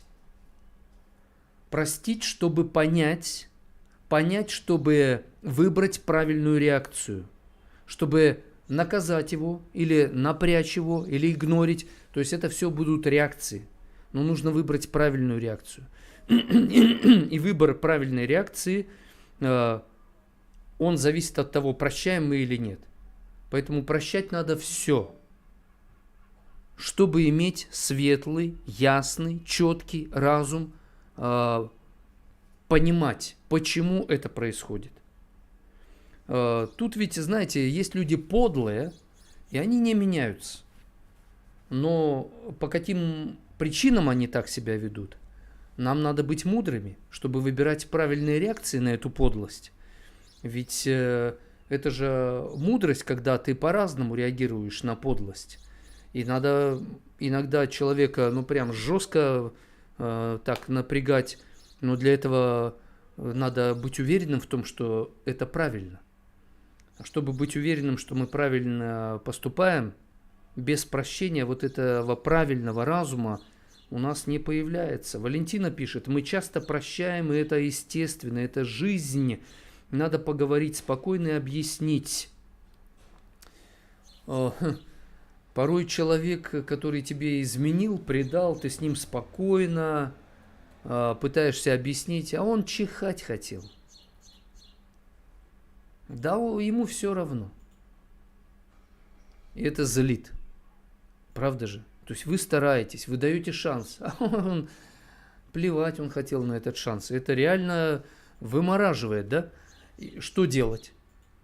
Иногда надо спокойно, иногда надо и вообще промолчать, а иногда нужно так вот, знаете, пожестче сказать, но не унижать. То есть по-разному. Когда мы прощаем, это означает, что мы способны контролировать, у нас появляется сила контролировать свои эмоции. Простить не значит отказаться от эмоций. От гнева, например. Гнев – это нормальная эмоция на измену и предательство. Но когда мы прощаем, тогда мы способны управлять этой силой гнева. Не простим, не сможем управлять гневом.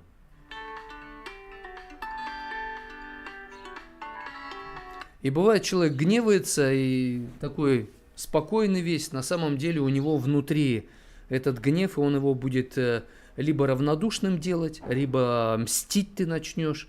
В общем, какая-то крайность появится. Валентина пишет, если постараться простить предателю, можно, а вот забыть не очень получается. Так и не надо забывать.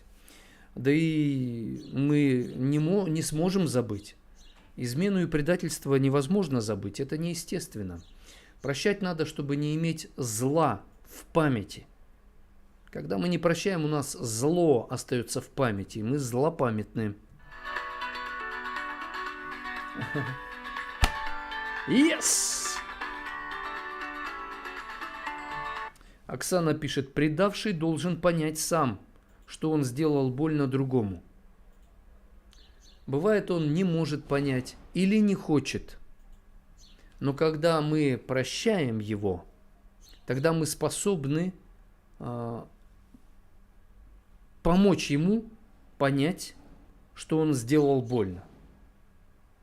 Если мы его не простим, мы не сможем ему правильно объяснить. Может быть, без прощения мы начнем ему объяснять, но у нас это не получится сделать эффективно. И порой, знаете, предавший, вы пишете, должен понять сам. Не дождетесь. Иногда до человека вообще не дойдет. Пока ты его не прижмешь, пока ты его не вызовешь у него определенный дискомфорт, правильный дискомфорт, ведь надо, чтобы у человека потребность появилась. Например, Бог. Он что, заставляет нас каяться в грехах? Нет. Но Бог так подводит нас, такие обстоятельства создает в нашей жизни, чтобы мы сами себе сказали, это плохо, это зло. Но нельзя оправдывать плохие вещи, чтобы мы это сами признали. Почему Иисус не говорил без притч с людьми? Он очень часто правду прямо не говорил людям. Притчами все иносказательно, потому что люди были не готовы. А притча – это когда человек начинает думать, рассуждать, и он постепенно созревает и способен принять правду.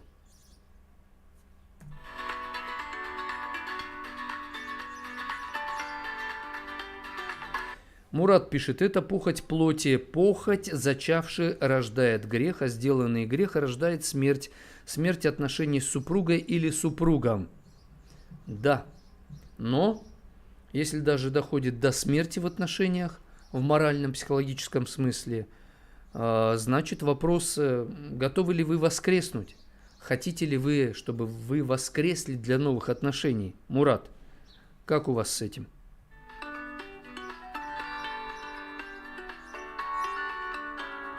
Антон пишет, понять значит простить. Согласен.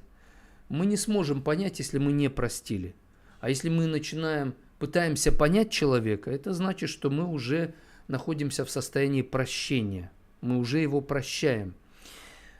Жанна пишет, Божья подмога вам, Евгений, ваше дело высокое, счастья вам счастливого, как сами пожелаете, и Бог позволит. Спасибо. Максим пишет, прощать надо до конца. То есть развернуть свое сердце на 180 градусов к этому человеку. Но этого недостаточно объяснения. А практически-то дальше что? Что это значит до конца? То есть если мы прощаем, мы не отворачиваемся от человека. Да, Максим. Если мы прощаем, мы поворачиваемся к человеку, и это означает, что мы... Что? Но я подскажу. Что мы будем решать проблему в отношениях с человеком, пока он сам не начнет тоже принимать участие в этой проблеме, в решении этой проблемы. То есть прощать нужно для того, чтобы у нас была способность, был разум вызвать у человека потребность хотеть, желать решать проблему.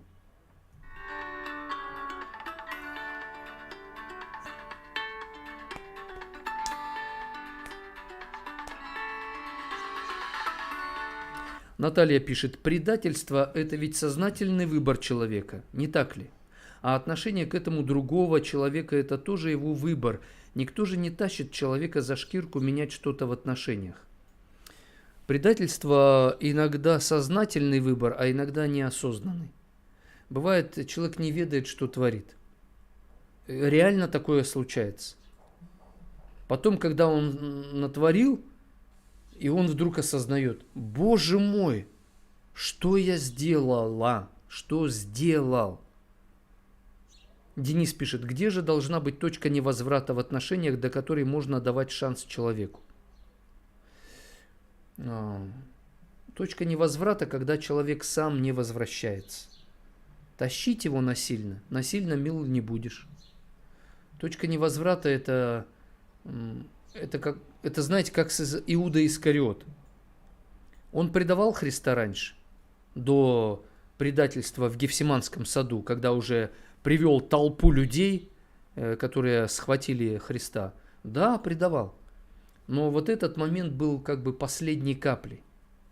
Но эту последнюю каплю создал не Христос, а Иуда Искариот. И я в отношениях, бывает, предупреждаю человека, вы подходите к точке невозврата. Когда будет последний шаг, последнее действие с вашей стороны, я не знаю, я этого не хочу. Но вы можете, вы уже приближаетесь. И мы тоже это чувствуем, когда мы приближаемся к какой-то крайней точке невозврата. Пишет Светлана, любя, побеждай. Кратко, но сильно.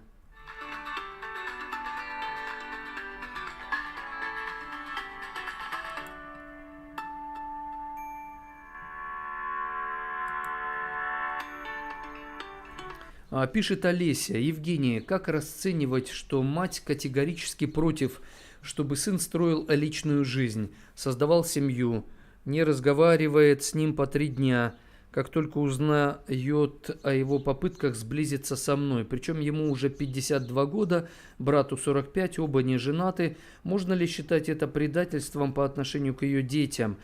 Для меня это уже невыносимо по которому кругу. Она не просто предает его. Да, она его предает, она забирает его жизнь, она ворует у него право свободы выбора. Она как бы грубо забирает у него право жить самостоятельно. Это ужасно, это отвратительно. Одиночество, жуткое одиночество ожидает эту женщину, Олеся. Она уже одинока. И она несчастливая, и она как бы болеет вот этим всем. Это состояние ее души. И она поэтому заражает всех вокруг себя. Вопрос к нему, 52-летнему, великовозрастному сыночку. А он-то почему свой выбор не делает? Ну, не разговаривает 3 дня. Да пусть хоть 3 года не разговаривает. Да пусть хоть всю жизнь до конца своей жизни не разговаривает. Ему надо строить свою жизнь. На этом мы закончим этот час эфира. Через несколько минут следующий час.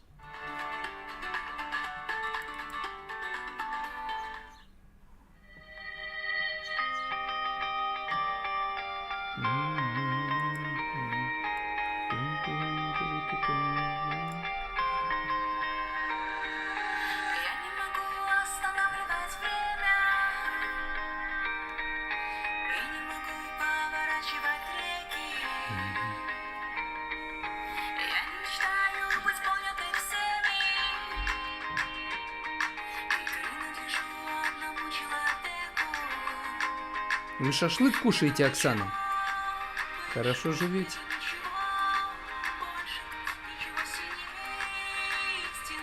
Любви.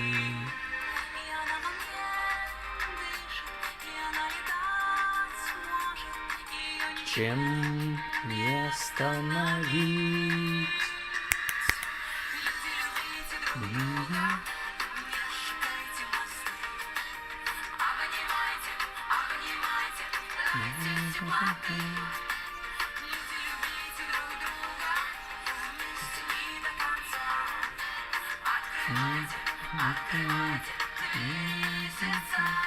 У вас дождик с утра? Таскира!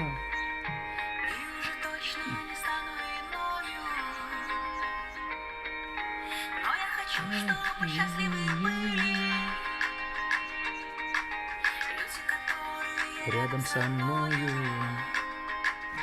нету ничего выше, нету ничего больше истинной любви.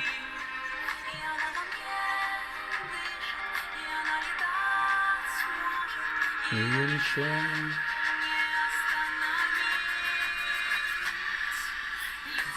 Анна Малышева. С удовольствием. Спасибо за лайки.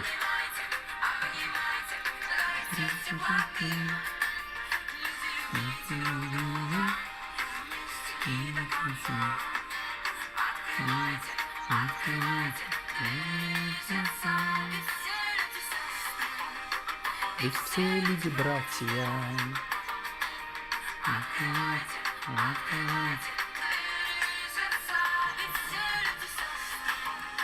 Ведь все люди братья. Открывайте, открывайте двери сердца.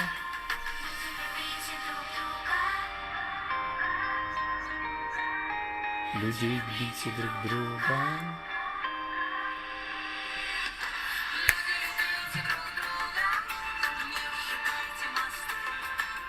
Обнимайте, обнимайте те теплоты. Люди, любите друг друга вместе и до конца.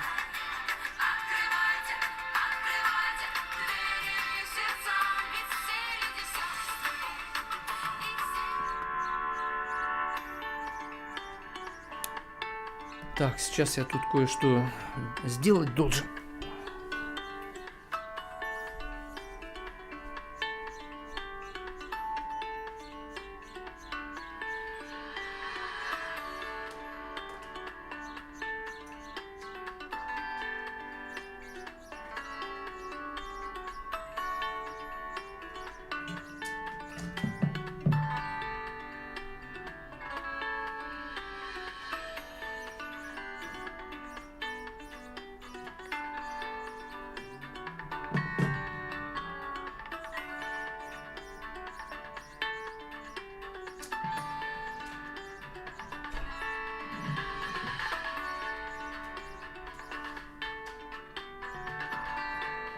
Я здесь, я тут.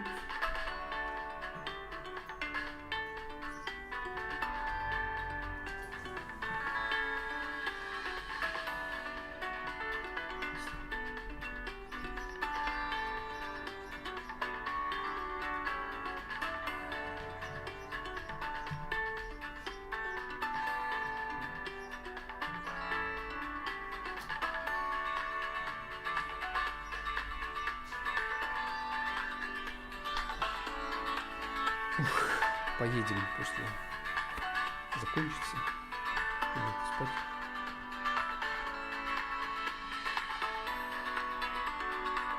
Это прямой эфир «День добрый», и я ведущий Евгений Сарапулов. Тема этого часа эфира основана на вопросе Дениса «Игнор в отношениях. Это признак их смерти или характера человека?» Игнор в отношениях. Когда он уместен, а когда это ненормально. Об этом и не только об этом, естественно, вы можете задать любой свой вопрос. После песни Буши Гомана. Ну. А я пока... Оксана Белоконь. Спасибо.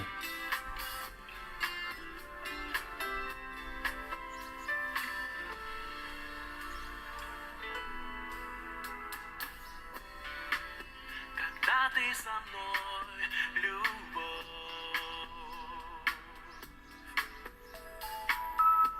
все так просто и легко.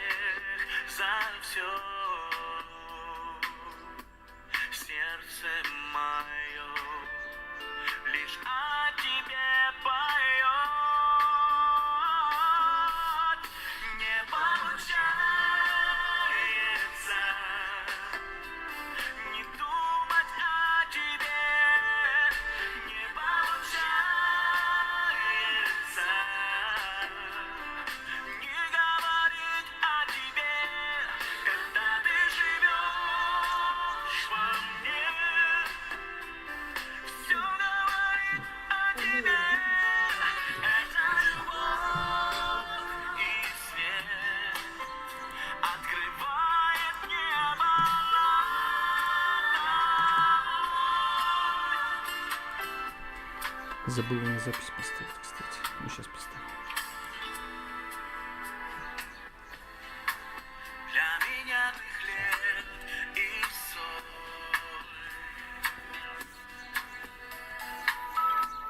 Забываю страх и боль.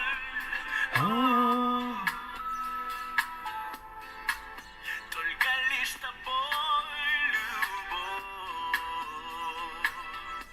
Это уже все. Выключу Facebook, YouTube. Мечтаю и Нет. дышу. Не Смотри. получается не думать о тебе. Не получается не говорить о тебе, когда ты живешь во мне. Все говорит о тебе. Это любовь и свет открывает небо нам.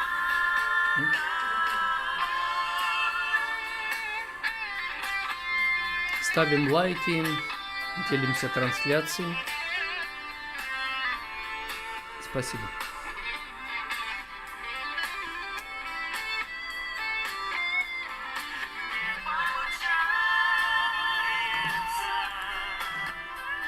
Не думать о тебе, не получается.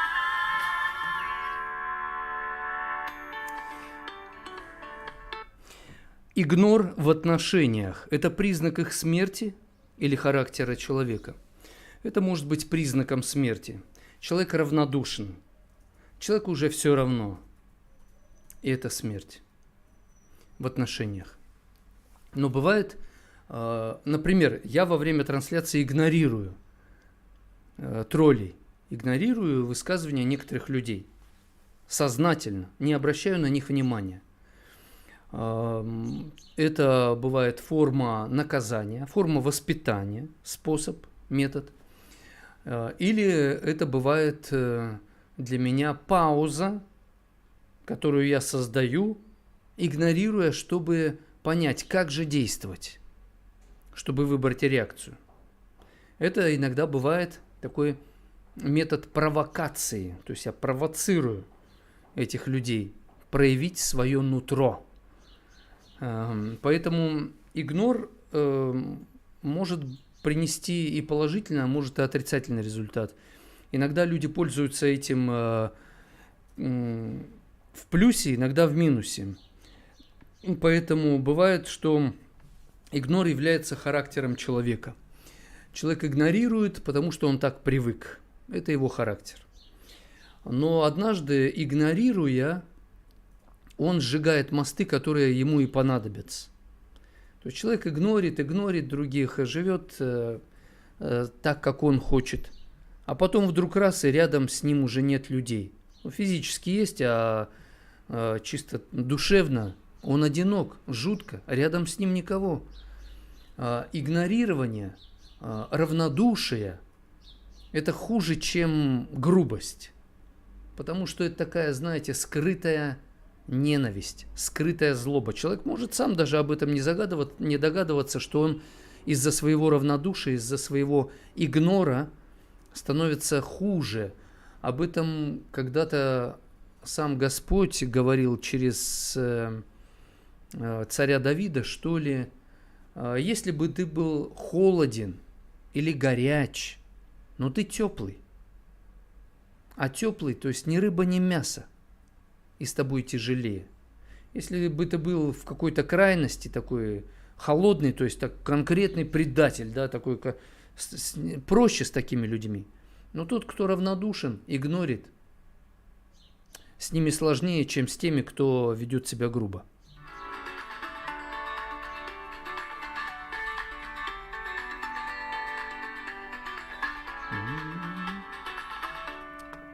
Все, точно, этот экран уже начинает.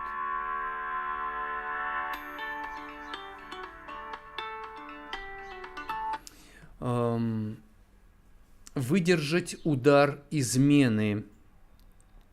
Помог помогает навык отвлекать себя регулярно на выполнение обязанностей, которые необходимо выполнять как долг перед самим собой, то есть следить за собой, перед детьми, если они есть, перед друзьями, перед коллегами, перед Богом, просто перед соседями. Чувство долга в данном случае спасает нас в эти тяжелые периоды жизни, когда в отношениях сложно, когда измена, предательство. Но чувство долга, которое наполнено смыслом, что есть ради чего проявить терпение. То есть надо всегда для себя определяться, ради чего ты это делаешь. То есть не просто терпеть, а ради чего, во имя чего.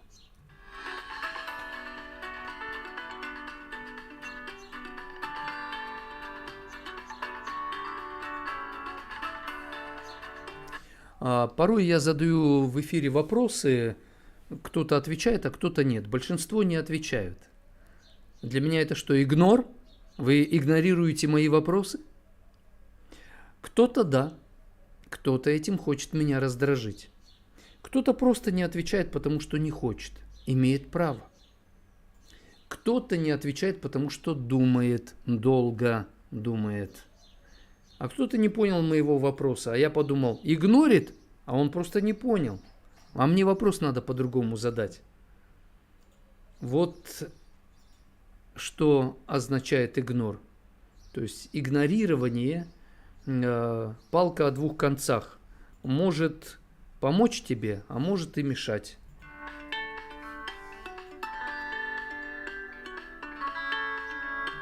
Пишет Светлана, вы мне вчера сказали прийти сегодня. Вопрос задавала про бывших, как пережить появление его ребенка, когда меня это злит. Да, помню. И я вам сказал, что ребенок не виноват. Он будет рожден или он родился, и он, не при делах. Он не выбирал родиться в таких условиях, но он родился. Поэтому вам очень важно научиться любить этого ребенка. Любить надо вообще всех, даже врагов своих, чтобы чувствовать жизнь, чтобы уметь жить. Потому что если мы не учимся любить, мы не научимся жить. Это закон. Вам нужно научиться любить этого ребенка.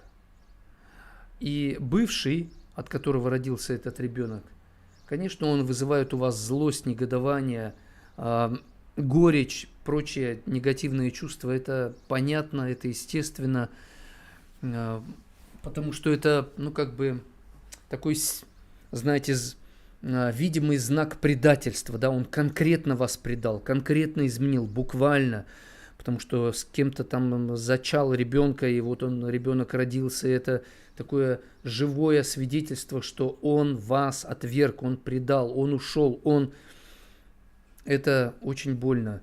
Надо пройти через смерть, надо внутренне, морально принять решение психологически умереть. Умереть – это значит сказать себе, я не буду его проклинать, я не буду мстить ему. И чтобы принять это решение, нужно принять решение буквально похоронить в себе, убить, уничтожить эти чувства негативные. И это займет какое-то время. Вам будет больно, трудно, вам даже станет еще больнее, потому что, он живет как хочет, а вы стараетесь, но вы во имя любви, и Бог вас благословит.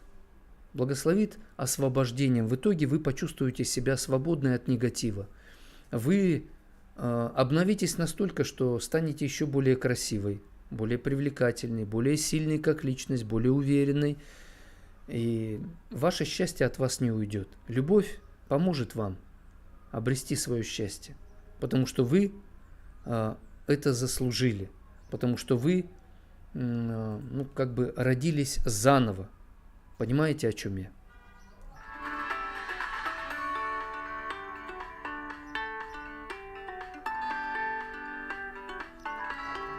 Пишет Мурат.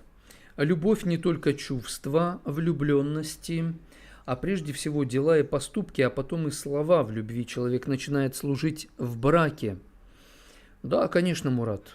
Сказано хорошо, отлично. Как только это научиться практиковать, чтобы это было свежо, чтобы это было не просто таким, знаете, правильным образом жизни.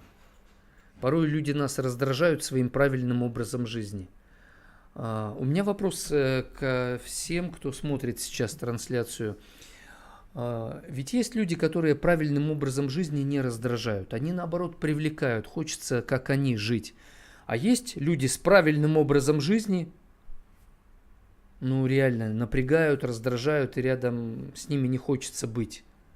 Вот почему, как нужно вести правильный образ жизни, чтобы это привлекало, чтобы это как бы заражало? Как вы считаете?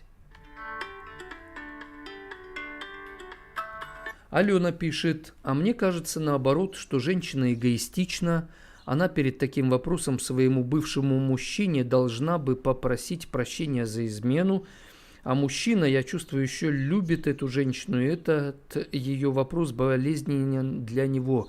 Конечно, болезненен, поэтому он мне и задает этот вопрос. Конечно, да. Женщина эгоистична, ну да, но она пока еще не просила прощения за измену. Возможно, потому что она считает, она прощения не заслуживает, что он ее не простит. Она в это не верит. Почему она его спрашивает, как ты пережил, когда я тебя предала? Что помогло тебе отвлечься? То есть она начинает ставить себя на его место. Ей трудно представить, а как можно? Но он хочет ее любить, он спрашивает меня.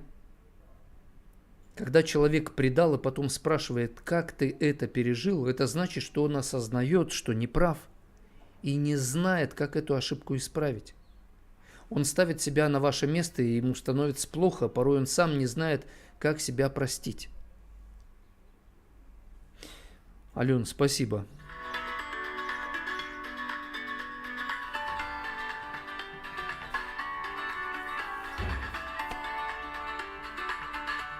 Ирина пишет, я узнала 7 месяцев назад, что у моего мужа внебрачный ребенок от моей двоюродной сестры, и он их финансово сильно поддерживал.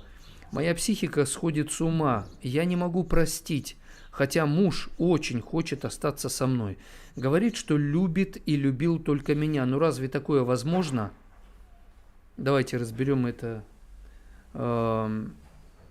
сначала. Вы узнали, что у вашего мужа внебрачный ребенок от вашей двоюродной сестры. И это означает, что ваша двоюродная сестра вас предала. Она вас подставила, она своровала чувства из отношений ваших с мужем. Вот что это означает.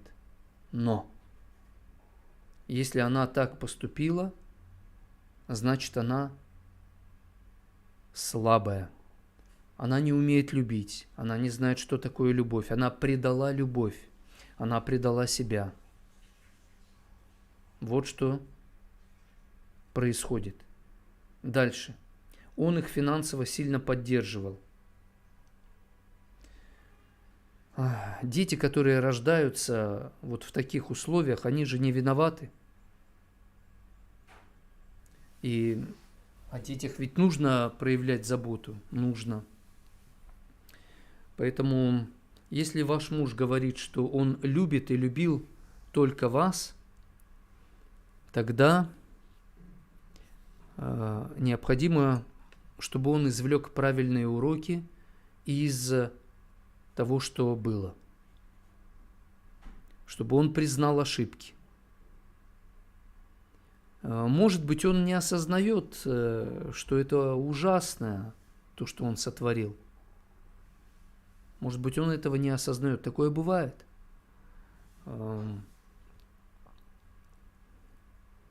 Чтобы вам поговорить с мужем и помочь ему признать ошибки и извлечь из них правильные уроки, для того, чтобы, а потом принять решение, чтобы такого не происходило, и чтобы он так легко не относился к этим вещам, вам нужно принять решение его простить.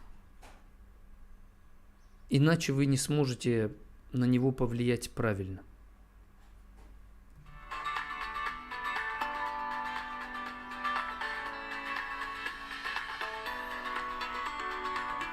Пишет Наталья, если человек изменил партнеру, но хочет сохранить отношения, он должен рассказать ему все?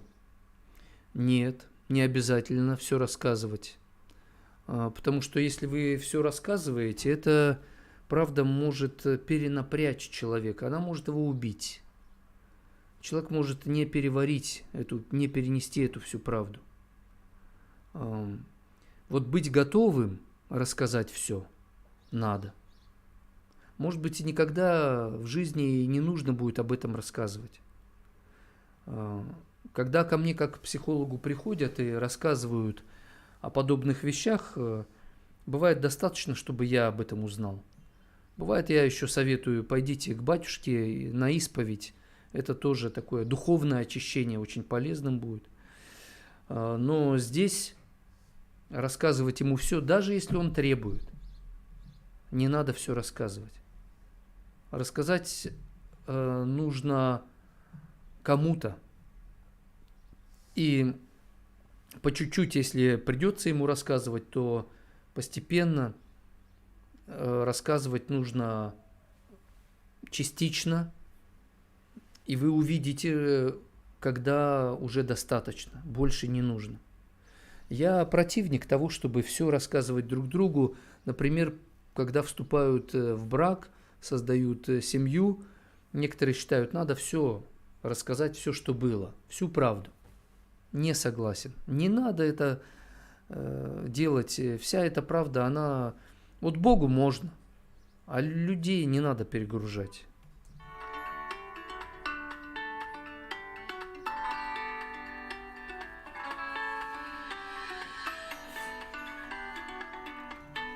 Пишет Максим. Самый лучший пример прощения – это, конечно, Христос. Он умер за нас на все 100%, то есть Он простил всех нас без исключения.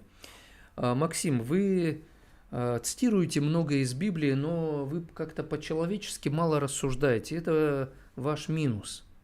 Я просил вас рассказать, что такое настоящее прощение. Вы мне сказали повернуться на 180 градусов лицом к человеку, но я попросил вас еще разъяснить больше.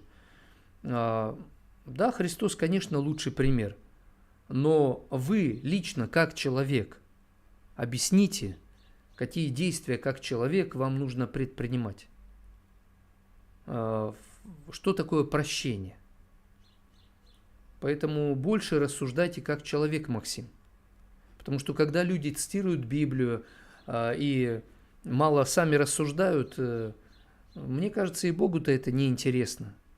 Потому что Бог сам за себя скажет все, что надо. А вот вы порассуждайте сами. Это легко взять и цитировать, да? А почему вам трудно самому порассуждать чисто по-человечески? Потому что за эти слова вы будете нести ответственность. Вы будете ответственны за свои рассуждения, а в своих рассуждениях вы будете не идеальным, несовершенным. Вы допустите какие-то ошибки, неточности, погрешности. Вы хотите быть идеальным, Максим? У вас это не получится. Если вы не будете рассуждать и по-человечески, вы не будете эффективным и для служения в глазах Бога, я считаю.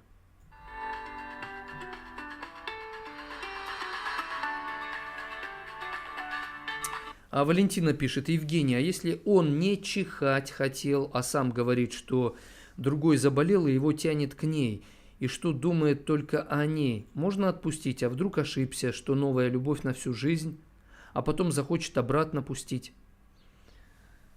Проводились исследования международные мужчин. Выяснилось, 94 или 97% мужчин хотели бы вернуться к своей первой любви. Они бы хотели, если бы вспять повернуть, больше никому, ни с кем, только с той, единственной, первой. Понимаете? То есть рано или поздно это доходит почти до всех. Один музыкант, рэпер, что ли, в общем, популярный очень в западном мире, когда он умирал, он сказал: у меня было около 10 тысяч женщин. Секс был примерно с таким количеством женщин. Но я об этом сожалею. Если бы был шанс мне вернуться назад, я бы остановился на своей первой женщине и ни с кем больше бы не имел секса. Вот понимаете, да? Какой вывод отсюда, из этого вы бы извлекли, Валентина?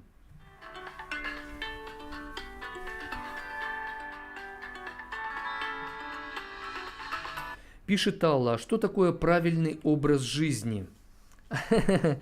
Это непростой вопрос. Ответ тоже будет непростым. Потому что слово «правильный» в глазах Бога есть правильное то, что мы не можем до конца постичь. Есть у каждого свое понимание, и каждый человек имеет право на свое мнение, на свою правду. И в этом смысле правильный образ жизни: кто-то ест больше перца, кто-то меньше, кто-то вообще перца не ест. То есть вот там у меня жена кушает некоторые продукты, которые я не ем. Они мне не очень нравятся, ей очень нравятся. И что назовем правильным? Мое понимание или ее? Да тут нельзя так говорить. Правильный образ жизни – это это образ жизни, который помогает нам физически чувствовать себя лучше, более здоровыми и душевно. То есть надо судить по результатам.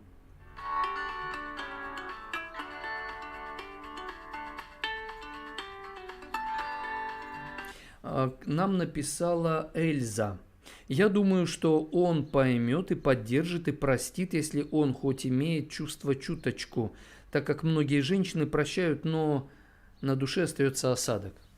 Конечно, этот осадок остается довольно долгое время. Порой на всю жизнь шрам остается заметный. Поэтому важно именно исцелить, вылечить. Порой люди говорят: да пошел он на все 4 стороны, я буду своей жизнью жить, он своей.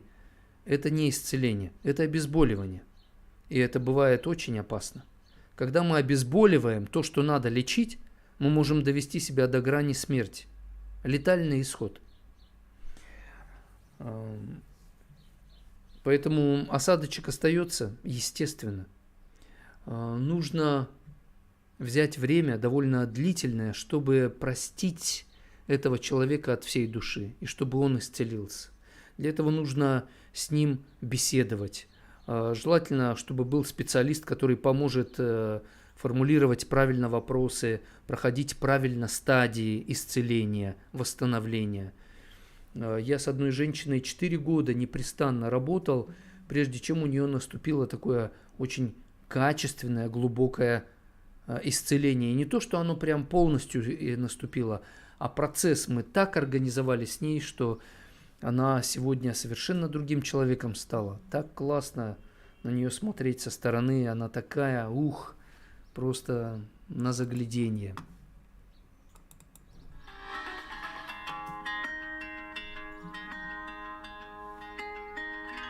Неважно когда, особенно где, главное с кем ты. Холодной зимой или весной, важно лишь с кем ты. Проносятся дни, как будто они киноленты.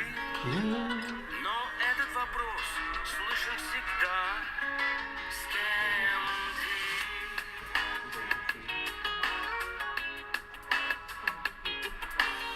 В жизни много встреч и разлук, разочарований. Мы ищем ответ на этот вопрос в миг расставаний.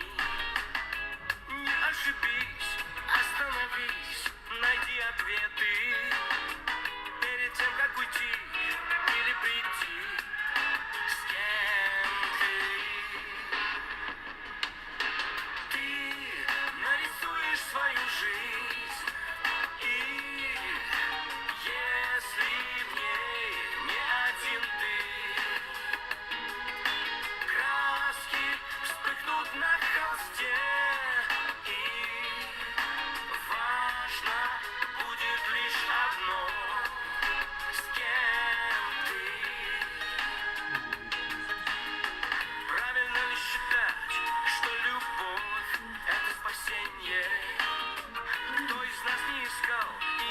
приходи, в ней утешение. У меня и у всех, и у любви есть секреты. Я сегодня спросил сам у себя, с кем ты? Ты нарисуешь свою жизнь, и если в ней не один ты, краски вспыхнут на холсте, и важно будет лишь одно, с кем ты.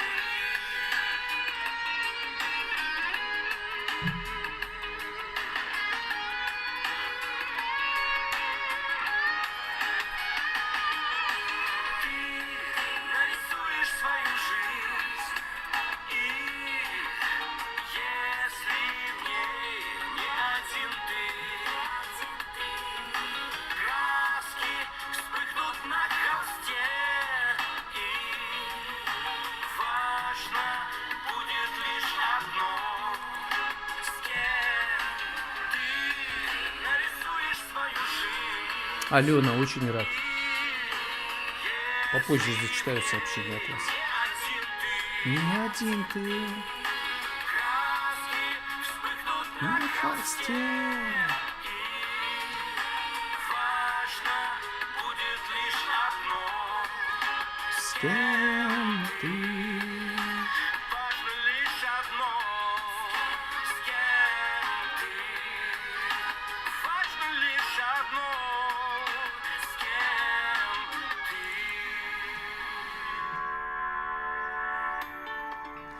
Прямой эфир, день добрый, я ведущий Евгений Сарапулов. У нас сообщение от от Эльзы. Я думаю, что он поймет и поддержит и простит, если он хоть имеет чувство чуточку, так как многие женщины прощают, но... это я же зачитал. А Алексей пишет, он учил, это, видимо, о Христе вы, да? Он учил своих учеников переживать мир и понимать мир, а также развивал их мозг, чтобы они могли его учение донести для других людей. Да, он не сделал их послушными такими, знаете, покорными слугами. Он дал им свободу, дал им силу, он научил их и каждому дал право быть самим собой. Меня это удивляет. Бог не хочет однообразия. Он хочет, чтобы каждый из нас был яркой личностью, уникальной. И поэтому Христос своих учеников наделил знаниями, навыки у них сформировал определенные и отпустил их, зная, что они будут совершать ошибки, будут падать. Но Он сказал им, я молился о вас, чтобы не оскудела вера ваша. Если будете падать, вставайте, признавайте свои ошибки и идите вперед дальше. Светлана пишет, хотя у нас есть общие дети. Общие дети, когда вы в разводе, и у каждого уже свои отношения, там своя...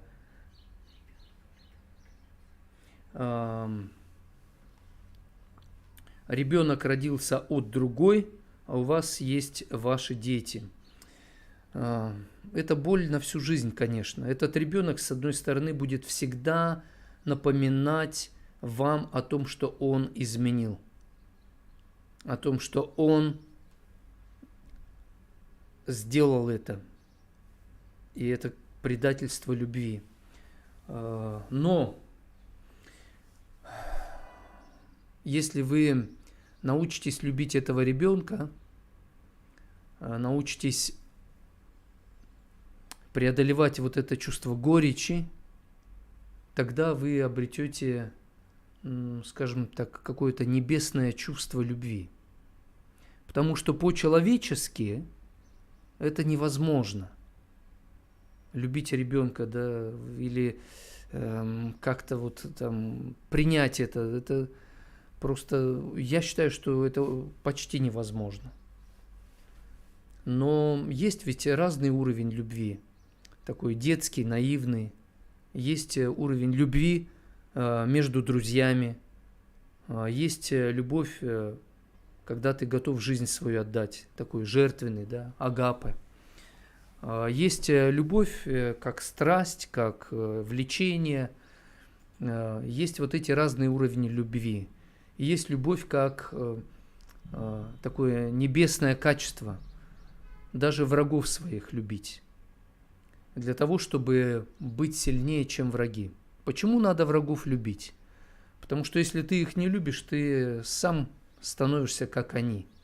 Сила любви защищает нас от ненависти, но любовь, она умеет применять силу, так, чтобы не унизить, но поставить на место, вразумить, не позволить человеку творить беззаконие и оставаться в этом без наказания. Наталья пишет: «Доброе утро, прощала измены всю жизнь. Бог забрал молодого и красивого в 53 года». Да, такое бывает наказание. Человек рано или поздно, он испытает, он пожнет то, что он посеял.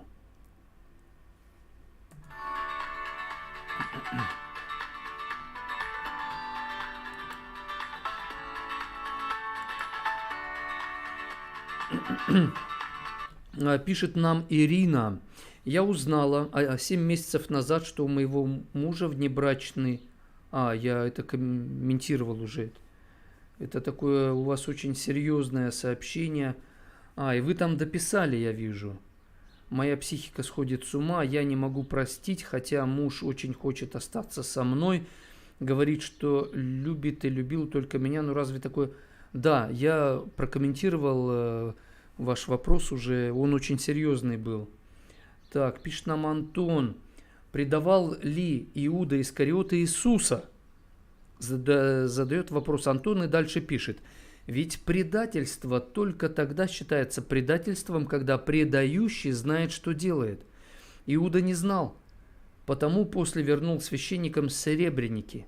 А Иисус знал, кто предаст его. Так кто же предатель?» Знаете, Антон, о нем, об этом Иуде написано, что он воровал. Он предавал Иисуса не раз уже. Он не говорил правду, воровал из ящика, куда пожертвования собирались. И о нем, об Иуде Искариоте, написано, что вошел дьявол в сердце его. Когда он принял решение предать Христа, в его сердце вошел дьявол. Просто так дьявол не войдет в сердце человека. Этого не происходит просто так, вот случайно или как-то неожиданно. Это происходит, когда человек шел к этому. Шел много раз, многократно, двигался, принимал решения тайные, грешные. И в конечном итоге, конечно, он предал. Он предал. И Иисус давал ему возможность признать это. Когда этот Иуда подошел к нему и сказал другим: вот кого я поцелую, тот и есть Христос. А Христос ему в этот момент, когда тот его поцеловал, говорит: Иуда, нецелованием ли ты предаешь Сына Человеческого? То есть он дал ему опять шанс, но он этим шансом не воспользовался. У него были свои планы, Антон, у Иуды. Он использовал Христа. Ему выгодно было находиться с таким учителем. Великий, исцеляет, мудрость от него исходит такая небесная и прочее. У него было очень много корысти, и в конечном итоге он сам себя подвел к состоянию, когда просто так вот предать, да, он бы не предал. Конечно, это был Иуда предатель. А вы, Антон, кого считаете в этой ситуации предателем?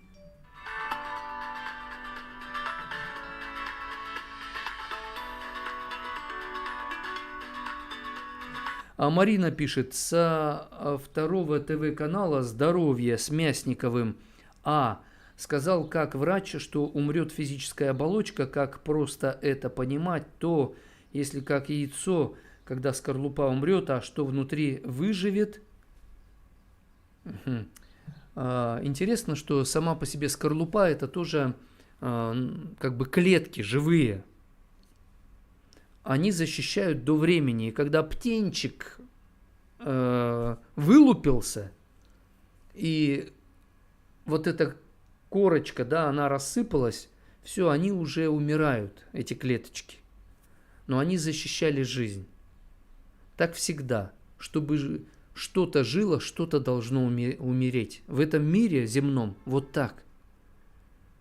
Когда я не отвечаю на грубости, на унижение, оскорбления, я умираю морально и психологически.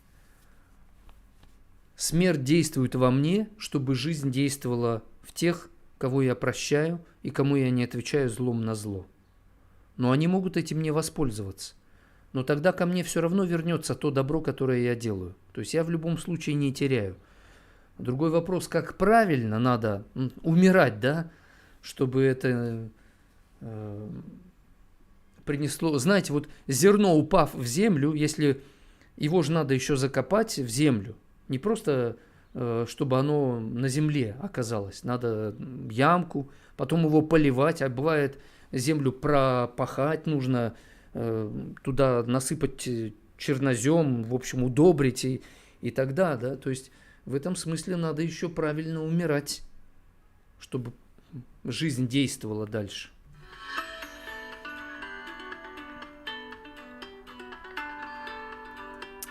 Десять минут, 9,5 минут до завершения этого часа. Пишет нам Алексей: у меня есть знакомый, так он игнором наказывает свою жену, перестает с ней разговаривать и может не говорить неделю. Но она все это время пытается его вывести из этого. Потом все налаживается, и так они живут не один десяток лет. Когда он игнорирует, он все равно что-то делает. Он продолжает работать, зарабатывать деньги для семьи, он продолжает ремонтировать что-то по дому. То есть он игнорирует ее не полностью, частично. И он таким образом берет время для того, чтобы восстановиться. Прийти в себя, в баланс. Это нормально. Такого рода игноры, это... Я надеюсь, что она видит, что он ее любит, хотя на словах он не говорит, игнорит ее, не обнимает ее, да, то есть нет каких-то нежностей, но она видит, что он продолжает заботиться об отношениях. Мужчины, кстати, очень часто извиняются, просят прощения не словами, а начинают что-то делать. Я, например, в детстве, когда провинюсь, начинал стирать. И мама меня не ругала, потому что я искупал свою вину вот так, да. То есть мне было трудно сказать: мам, прости. Но мужчинам вообще это сложно. Мужчины, обращайте внимание на их действия. Через действия мужчина извиняется. Примите это, не добивайтесь от него, чтобы он словами попросил прощения. Он и словами будет потом просить прощения, но мудрые женщины это видят. И им нормально, и отношения дальше идут и восстанавливаются.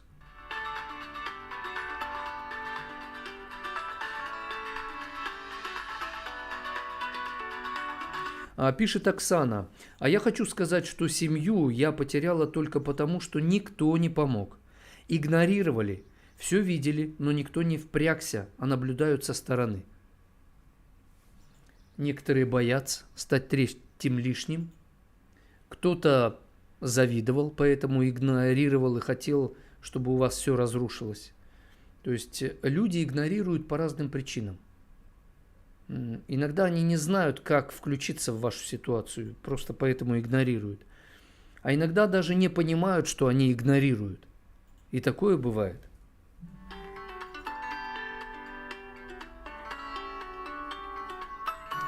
Пишет нам Юрий: мне кажется, если женщина говорит «родила для себя», она не думает о счастье ребенка, только о себе. Да, нельзя рожать для себя, потому что не тебе принадлежит этот ребенок. Это не твоя частная собственность, это самостоятельная личность, уникальная, которой Бог позволяет появиться в нашем земном мире. Поэтому рожать для себя Но это просто, знаете, это предать ребенка изначально, как бы обрекая его на отсутствие отца. Я сама для себя. А кто ты такая, чтобы для себя рожать ребенка? Во-первых, ты используешь сперматозоиды мужчины. Это не твое, это его. Во-вторых, ты используешь тело, которое тебе дал Бог. Не ты создала это тело. Ты появилась на свет, будучи девочкой, развивалась, стала женщиной, способной родить ребенка. И ты живешь в обществе. А ты общество спросила, кто ты, что ты так себе присваиваешь ребенка? Я рожаю его для себя. Я считаю, что это совершенная глупость, и это предательство ребенка прямо изначально. А ты его спросила, а он хочет вот так вот родиться. Для тебя. А он этого хочет?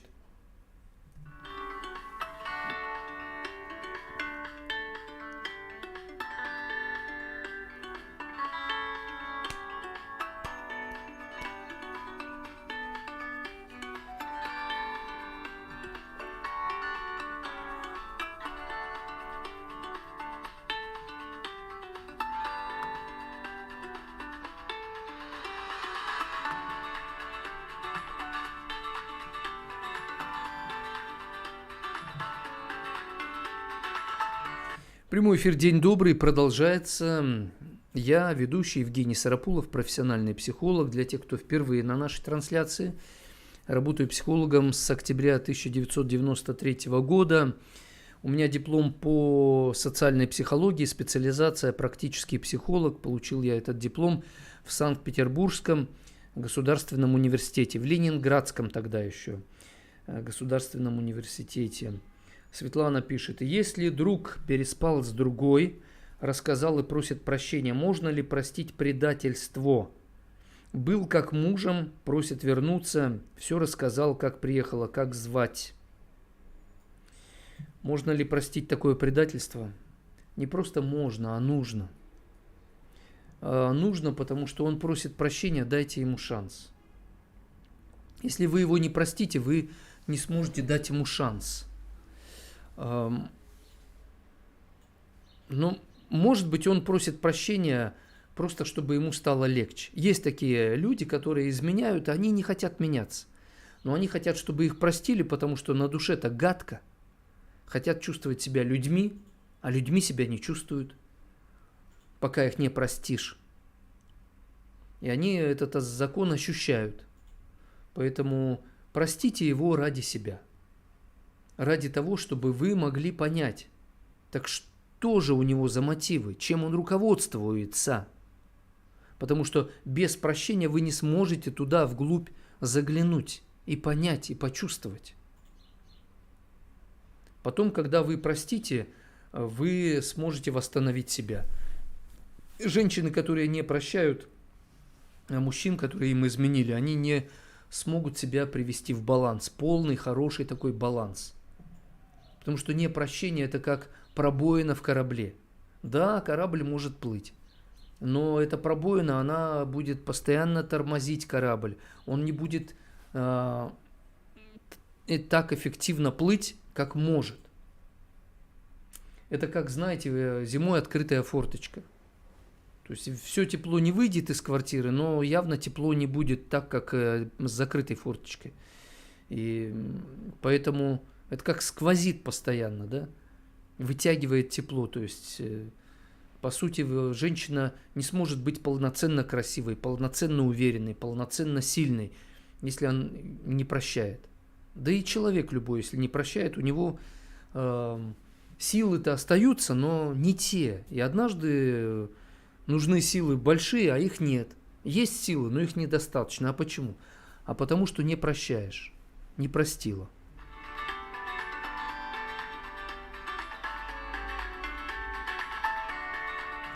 Так, и еще один вопрос, на него отвечу. Этот час мы закончим и пойдем уже на следующий час. Оксана пишет, надо ли разговаривать об обидах с мужем? Надо, конечно. Конечно, надо, потому что вы же одна команда, одна семья. Надо уметь об этом говорить так, чтобы он не обиделся. Но если он вас обижает, он может этого же не понимать. А бывает, он обидел вас, прощения не попросил. То есть вы как-то так отреагировали, что он подумал, ну да, все нормально, а вам тяжело. Надо ему говорить, но надо потренироваться. То есть было бы хорошо, например, если бы вы записались на консультацию ко мне или к кому-то из специалистов и потренировались, как надо разговаривать об обидах с мужем. С ним надо говорить на его мужском языке.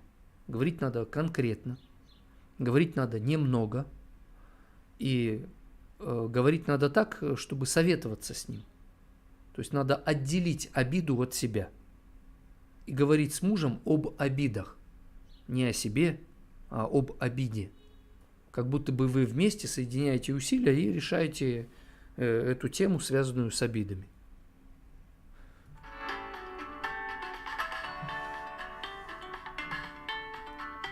Мы уходим на перерыв. Сейчас прозвучит песня «Друг» в исполнении группы Дивья Роса.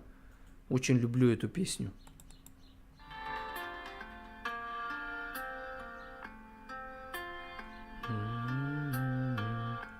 Лидия Сычева.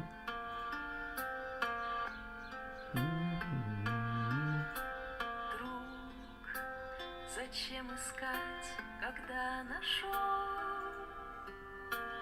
Друг, зачем желать, когда обрел?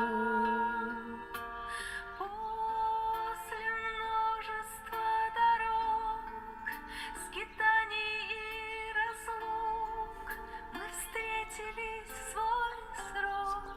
Спасибо, добрый друг.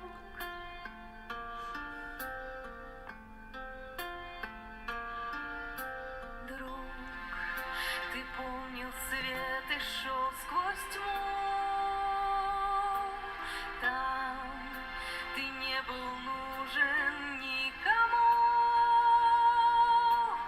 Если новые пути влекут тебя опять, ты можешь их пройти. Я буду очень ждать.